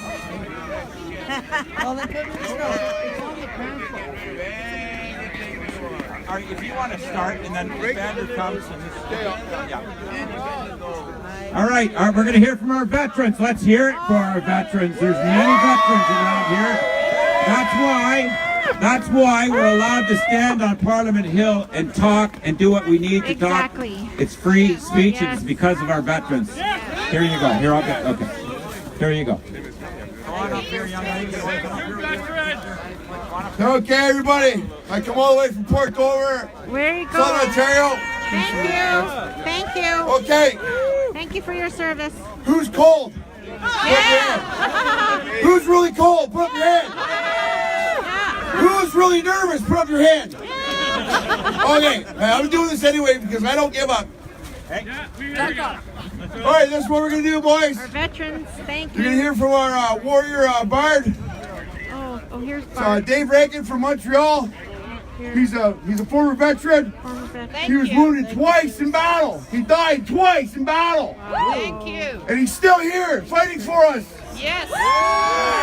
And he's got a speech for you that's gonna quiver your bones. Okay. You're gonna have goosebumps on your goosebumps when you hear this. Dave, here you go. Okay. My name is Dave Rankin. Thank you, Dave. I'm actually from Cape Breton, although I live in Montreal. Cape Breton. Who's from the East Coast? And I'm a construction worker. Yes. Okay, I've worked all over this country, and I totally support this movement. Okay, so I'm also a war veteran. Thank you. And I have a poem for you. It's called "We Will Fight." Woo! My official body count is 43. If it were up to me, it would be 0. I'm no hero, but I will stand and fight for what I believe and to relieve people that I know. I will go into enemy fire, no matter how dire the situation. Capitulation is not a question. There is no turning back, and there is no running away. There is no giving up, putting your hands in the air. Don't you dare put down your gun.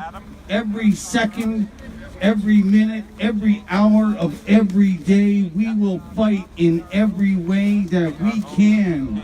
And I will stand beside you, and we will fight. Yes, we will fight. Yes, we will. Against things that are not right. We will fight against abuse. We will fight I know that you're not obtuse. I know that you can see the way things should be.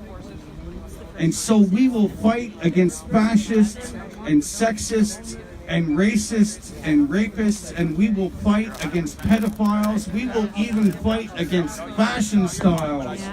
We will fight for the poor, and we might not win, but we will endure, and we will fight, and we might not win, and that's not the end that I'd be picking. But believe you me, we will go down kicking. We will fight. We are fighting. We are united. Everybody give her a big round of applause for Dave. Everybody say thanks, Dave. Thanks, Dave. Okay, everybody. My name's Harold Stewart. Hello. I come up here from Port Dover, and I'm up here for one thing. I don't like any more taxes. No. I have PTSD. I had 4 close calls overseas in Bosnia, and I'm going to tell you one thing right now. I try to get on my coat here, it's too hot. Okay. Hi, Mom. My mom's in Florida going, oh my God, what's he doing? All right, guys, okay. So I have a few things to say, okay? I'm going to tell you a quick story what happened to me in Bosnia, why I'm here. Okay, a glimmer of light saved my life in Bosnia. And a glimmer of light and a glimmer of hope in this movement is going to save our country. Who's with us? You Canadian? I'm Canadian. Who's Canadian? Yes, we're Canadian. Okay, this is what happened to me in Bosnia. I drove a Sergeant Major in MD Southwest. I drove an AVGP 27 Bravo. I was a 5-year gunner. My paperwork got lost twice, maybe 3 times. Anyhow, I was Mr. Push-Ups. We were driving to Liverpool for an old group in the morning. It was raining. It was foggy. We were on a switchback. We were in the heaviest mined area of Gamash. We're coming out of a platoon house. I did the route maps. It was blue for go, red for no. Get the flag? Okay. So we're driving down the road. Sergeant Major was a crusty old bugger from Gagetown. Kept hitting me in the back of the head. Hurry up, hurry up, hurry up. Can't go any faster. When I switch back, I'm going to fall off the road and get hit a mine. The clouds parted. A beam of light, honest to God, a beam of light came out of the heavens. It hit 1,000 meters up the road. Gleamed like that. And I got a shiver up the back of my back. Something said, watch that. I kept driving. I get up to the corner. I call, where is it? Where is it? I come up to it. 3 meters away from the front of the AVGP, there's a trip line and there's dewdrops on it. Attached to a tree to 6 80 personnel mines. Would have blew my head right off.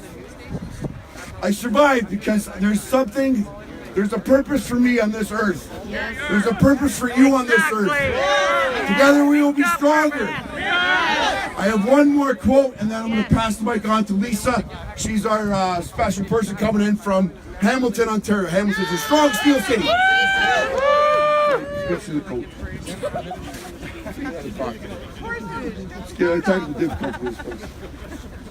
Anyone want to hear a joke? Oh, sure.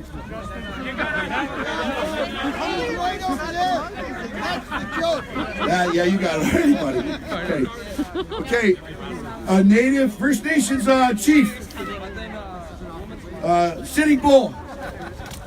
He said one time, he said, as individual figures, we can easily be broken, but all together we will make a mighty fist. Yeah. And it's time, okay, as it's time that we honor the treaties for First Nations peoples. We need to honor the treaties. We all live here. It's time we honor the treaties for the First Nations people. We need to work together. We need to build together. And we do need water, yes. But we can build a pipeline and save water at the same time. We have the technology. We can put a rover on Mars. We can put a pipeline through BC with everybody in agreement. What are we going to do, Canada? We're going to do this? What are we going to do it now? Okay, here's Lisa. All right, I'm a little nervous.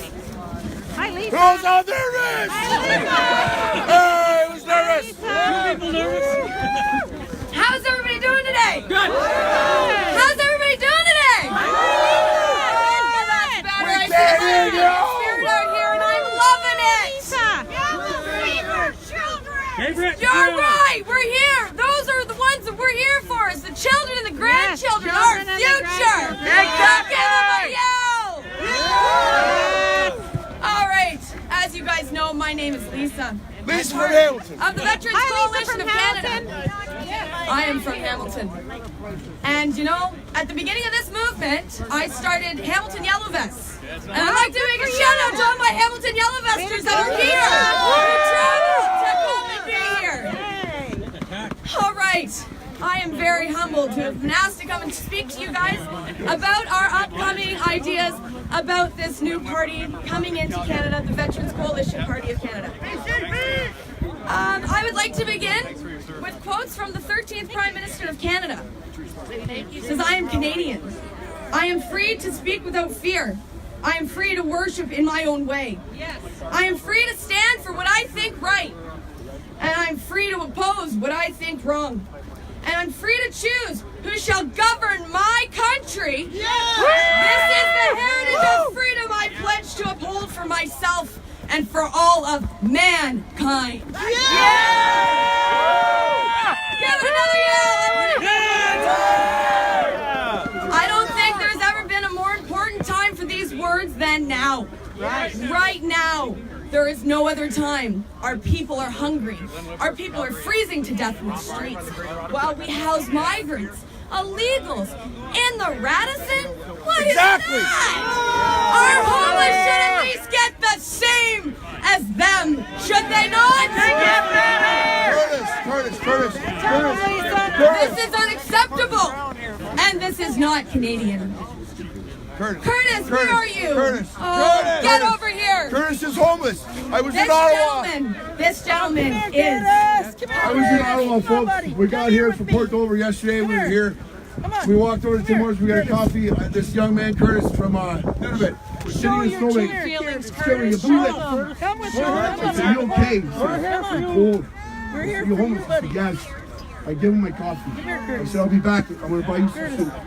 He come back. I brought him a hoodie. I give him a hoodie. I give him a toque. I give him a toque, and I give him hope.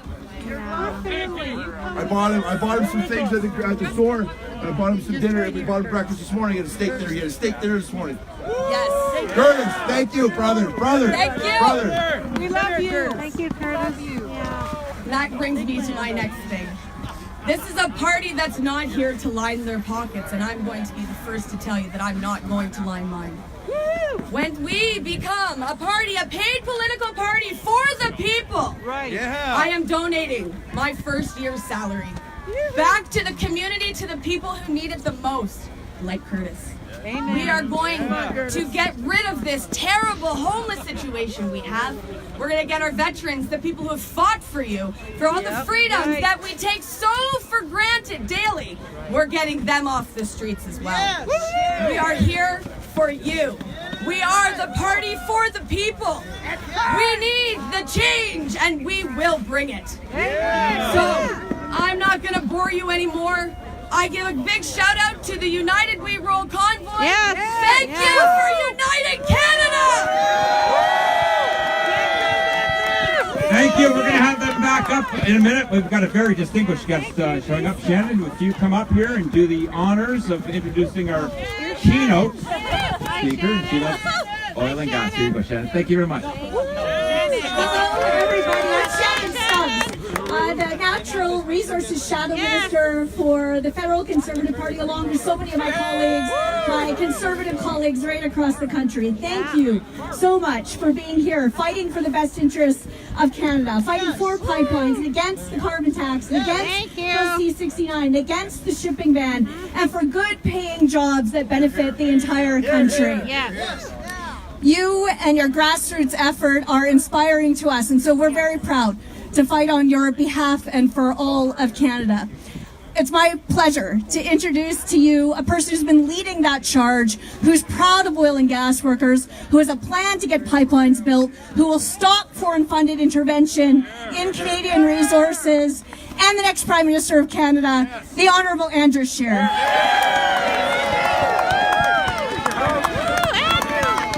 Thank you very much. Thank you very much, Shannon. I want to thank all my colleagues from the Conservative Party for being here with me, our members of Parliament who have been fighting against this terrible Liberal government that is attacking our energy sector. But most importantly, I want to thank all of you in the United We Roll convoy who have come all the way from Western Canada, Ottawa, to let your voices be heard.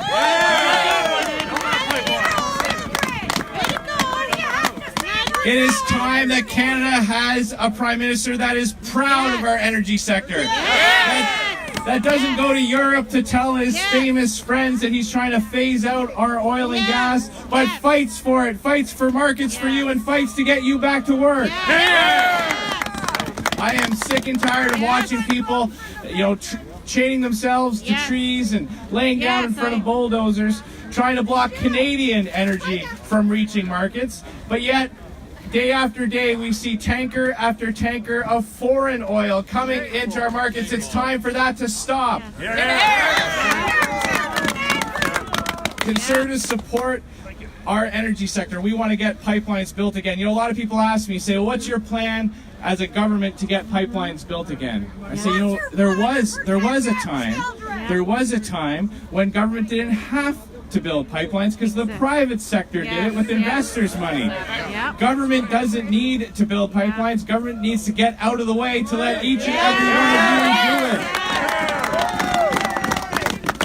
it. So come October, we have the power. You have the power to get rid of the biggest single impediment keeping our energy from getting to market. And that is Justin Trudeau and the Liberal government.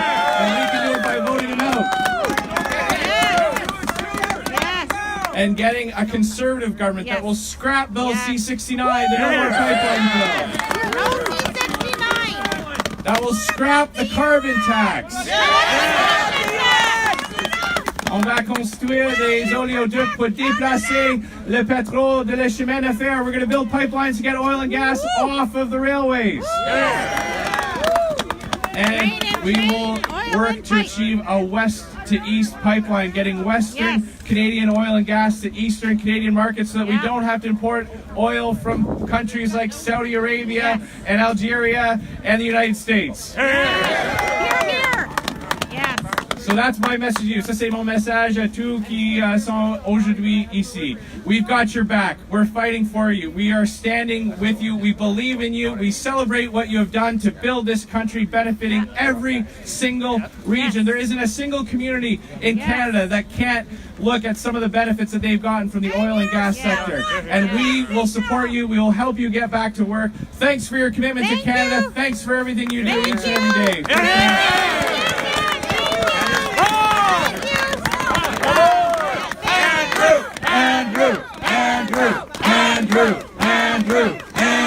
Andrew. Our next guest. He wasn't on the list, but he is a popular Ottawan. Pierre Pulliver. Come on up, Pierre. He's a proud fair, very good supporter of everything Ottawa, including the trucks and the whole bit. Thank you for coming out. Thank you very much, fellow Canadians. I'm very proud as a member of Parliament, born and raised in Calgary, Alberta, but transplanted to and proud to represent my now home community in South Island, Ottawa. And I am here today to tell you that the people of Ottawa and the people of Ontario strongly support your right to build pipelines and get world price for our world-class oil. And somebody said, what are we going to do about it? Andrew Scheer is the only federal leader who's actually announced a plan to clear the way for pipelines. That is, use Section 92 of the British North American Act, empowering the federal government to approve pipelines that cross interprovincial borders at every single stage. Scrap C-69, scrap the carbon tax, shorten the hearing process, ban foreign money from the process of approving natural resource products. That is a real detailed plan that will clear the way for pipelines. Now let me be clear about one thing though. The good news is Canadians support pipelines. That is not just a feel-good statement, it is supported by an overwhelming majority of public opinion data. However, the Prime Minister is going to try and trick them in the next election and pretend that he's trying to get pipelines built. And we know what he'll do. The day after the election, he will make up 1,000 new excuses as to why they can't get done. So our job is to expose him for what he has done and what he is doing. When he took office, there were three of the biggest pipeline companies in the entire world ready to build pipelines in this country. All three of them have left this country because they cannot do business with him. And I think, ladies and gentlemen, that is exactly what will happen if we do not get rid of this Prime Minister. So join with us to elect a pro-pipeline, free market government that will get this country moving again. Thank you very much. Thank you, Pierre. Outstanding. So we got some other politicians that want to speak, especially from the Alberta. Oh, yes. Wayne Calkins, come on up here. Right here. Lacombe. Yes. Say a few words. Thank you, sir, for coming on. Thank you. Well, thank you, Ron. Thank you, everybody who made the trek across Canada to be here in Ottawa today. This is awesome. A few days ago, myself and Earl Dreeshen, the MP for Red Deer Mountain View, were in Red Deer. We saw many of you off, and I'm glad to see you arrive here so safely. I'm the chair of Alberta Caucus, and I can tell you a number of my Alberta colleagues are here with me, and colleagues from all across Canada from the Conservative Party. We have been fighting tooth and nail against Justin Trudeau and his disastrous policies, Jerry Butts' disastrous policies that have ruined the energy sector in this country. It's no secret that the downturn in the oil prices were a factor, but everywhere around the world, the energy sector is recovered, except here in Canada. That can only mean one thing, that the government of Canada is in the way and is impeding our ability for those good paying jobs, that tax base, and the ability for us to have oil going from coast to coast in this country, energy independence, and exporting these great products. Canada is a world leader. You guys are amazing at what you do, getting the energy out of the ground. I used to work in the oil patch. Nobody does it cleaner. Nobody does it more ethically. Nobody's got better technology than we do. We should be proud of this industry. We should be exporting our oil. We should be helping others around the world with following our example of getting clean energy out.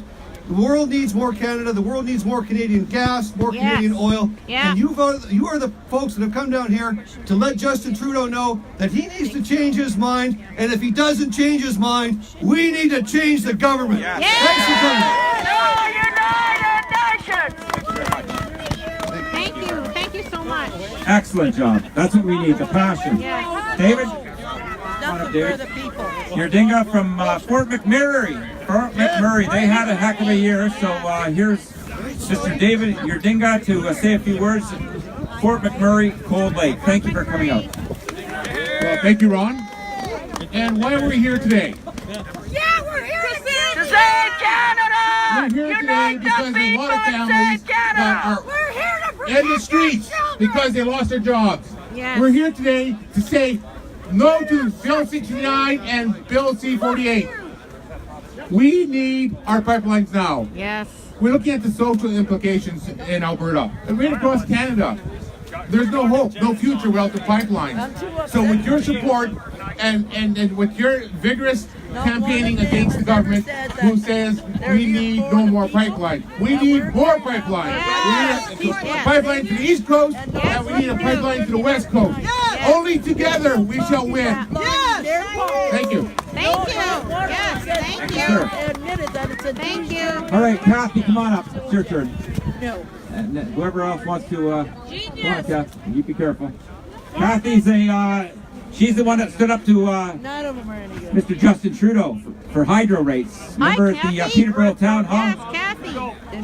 Trudeau, you call him that. I'm not. I'm trying to be civil. But she's the one that stood up to Justin Trudeau about hydro rates. She was having a hard time feeding herself. So here she is, all the way from Peterborough. Hi, Michelle. This is just like an incredible moment here. I'm honored to be here amongst everybody today. 2 years ago, January 13th, 2017 was the most unlucky Friday the 13th that Justin Trudeau ever had.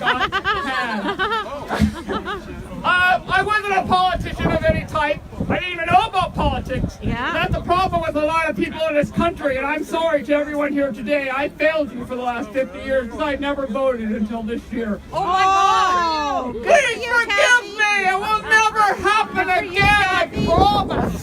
Good for you! But I seen a thing on Facebook that said he was coming to town, and if you wanted to ask him something to fix in our country, sign up and come. I did. Like I said earlier today, somebody didn't hear it. I signed up 3 times only to be told the 4th time, sorry, we're full. They only wanted liberals in those town halls. I wasn't meant to be there sitting behind Justin Trudeau that day. He thought I was a liberal that was going to sit up there nice and pretty and smile. When I raised my hand, the man to the left nudged me in the side, and he says, "You can't raise your hand up here." And I'm like, I came here to ask him a question. I came here to ask him about hydro. I'm about to lose my house. I'm tired of being tired. I need to speak to Justin. And the lady on the other side, she looked to me and she said, "Kathy, you do what your heart tells you to do." Good for Kathy. There's my hand. Yeah. And pretty soon, you know, I'm sitting right behind him, and my hand is just up there like this. And one of the volunteers handed me the mic, and well, we all know. The rest is history. 2 years later, here we stand again. The 2nd time. Yes. I'm going to put Trudeau back in his place. But I'm not afraid to do that. Good for you, because I'm a grandma, and I'm a mother, and we all have something in common here today. We all have cubs to protect. And there's a picture that was missed that day, and I wish somebody caught it. It came right after that infamous hug that got me death threats that he didn't even respond to. There's people that hate him so much that when I accepted a hug from him, they said they wanted to kill me because I didn't spit in his face or slap him or punch him. And I'm like, he's just a man on a stool to me. I'm sorry, I just wanted him to fix Canada. That's all I wanted was him to fix Canada. And I actually got Facebook messages of people that wanted to kill me because I accepted a hug from the Prime Minister. But little did they know, that hug didn't come during the town hall. That hug came after the town hall. After the crowd was cleared up, Justin Trudeau approached me and he looked me in the eye and he said, "Don't you worry, Kathy. I'm gonna fix Canada. You worry about spoiling those grandkids." And I started to cry like you wouldn't believe.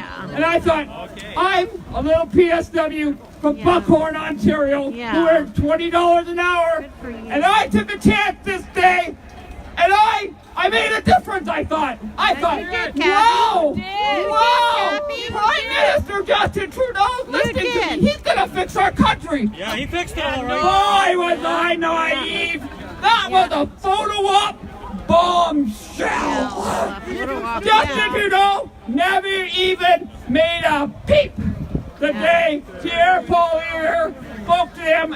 I was in the Toronto Sun newspaper on that Sunday, and my Facebook was flooded with death threats. I was terrified to leave my home. I didn't sleep for 3 days because I was afraid somebody was going to burn down my house. Wow! Media told stories that I was paid $2 million by the Conservative Party to destroy the Liberal government. I was called a conservative plant. And I'm thinking, well, I do like gardening. Okay, conservative plant works for me. And somebody's like, you don't know what that means. I'm like, no, I don't know anything about politics. I don't even know the difference between a liberal and conservative. I'm just a Canadian. He goes, no, that's not a good thing. You don't want to be a conservative plant. That means you're the dirty deal. They stuck you in there to plant. I'm like, what? The only plants I know about is gardening. I know lots about plants when it comes to gardening, but I didn't know anything about politics that day. Media went haywire. Everybody went haywire on social media. And that came back to me and my family. My children were terrified. I was terrified. I lost my job. I had to sell my home and move. I'm terrified to tell people what town I live in because there's a lot of crazy people in this world, and it only takes one negative story in the media or anywhere else. Don't get me wrong, I love the media, but one person took a story and they twisted it, and that story grew and it grew and it grew to the point where it affected me and my family, my children in another country. And it was tough. It was a very tough time. So coming here today was very difficult because it's been a long 2 years, and I missed that house. It was a house I worked so hard for all my whole life. But I have another beautiful home, don't get me wrong. And I'm grateful for the roof over my head and the food in my belly. But I think something very wrong, and I'm like everybody else out here in this crowd. We all will do anything. We'll go to the end of the earth for our babies. Our babies. And I have so many people say, I have to go tomorrow. I got to stand up for my kids. It's my kids' future I'm worried about. And if I don't do something now, they may not have a future to come home to. That's right. And I had news media ask me last night who I support and who to vote. And I said, I'm not making that decision for anybody. How you doing? I said, I want people to say, when they look at their kids and they tuck them in at the end of the night, I voted for the person that's going to keep you the safest 5 years from now, 10 years from now, 20 years from now. And if you can't look your child in the eye and know you made the right decision, then you voted for the wrong person. For myself, I stand behind Andrew Scheer 100%. And I'm not here to make a political event, but I'm just saying we need to stand up for Canada. Thank you. Thank you. Thank you. There's Glenn. Thank you. Thank I just want to say a couple things. Those of you that don't know me, I'm the head organizer for the convoy. Way to go, United Glenn. We Roll. Way to go, Glenn. Thank you, Glenn. We can do better than that. United We Roll. Right on. I want to just thank everybody that's come out. It's been a great team to get here. This is what it's all about. And let's keep it respectful, and we're doing good. This is fun. Let's keep having fun. Thanks, Glenn. Thank you. Kathy, you're on your 25th minute of fame, this chick here. Well done, though. All right. Did they shovel that out? All right, folks, our next guest is David Anderson. David Anderson, make your way up here, sir. How are you, sir? David, where are you from? I'm from the lovely riding of Cypress Hills grasslands, the whole southwestern corner of Saskatchewan. I want to thank you folks for driving right through the middle of the heart of our riding. Isn't that awesome, eh? To come here to see your fellow patrons. That's awesome. Here you go, sir. Well, I'll just take a minute here. You folks have been very patient, but Cypress Hills grasslands, of course, a riding that depends on agriculture and it depends on energy. I was just at a gathering in Kindersley 10 days ago. We had 2,000 people out on a 29-degree day to come in and to talk about the fact that they have been building their families, they've been building their businesses around energy, around pipelines, around agriculture in that area, and they are sick and tired of having to lay people off, of having to be pressured because of a government that is not willing to listen to them and does not listen to them. I want to thank you for coming. We need to convince this government to set C-69 aside. We need to convince them to set C-48 aside. There's a lot of other legislation we need to continue to work on as well. But I want to thank you for having the courage to come down here. I want to thank you for the respect that you showed to other Canadians as you've come. And we're welcoming you here today. Thank you for taking a stand. This government needs to hear that, and we need to build those pipelines. Build the pipelines. Let us vote on those bills. Who wants to vote on those bills? Give the power back to the people. Come on up here, sir. We want to vote on Martin everything. Shields. Martin Shields from Bow River, Alberta. Say hello to Martin Shields. Thank you. What a great sight to see these vehicles up on the hill today. Phenomenal. Thanks, really appreciate all that effort. A few weeks ago, in just about 5 days, 500 trucks went through the city of Brooks. Proud to be part of that. Fantastic and well done. We need to get rid of C-69. Yeah, no C-69. C-68, the water one. We need to get rid of the Trudeau government because carbon tax has got to go. So with those few words, thank you for your effort. Let's change the government now.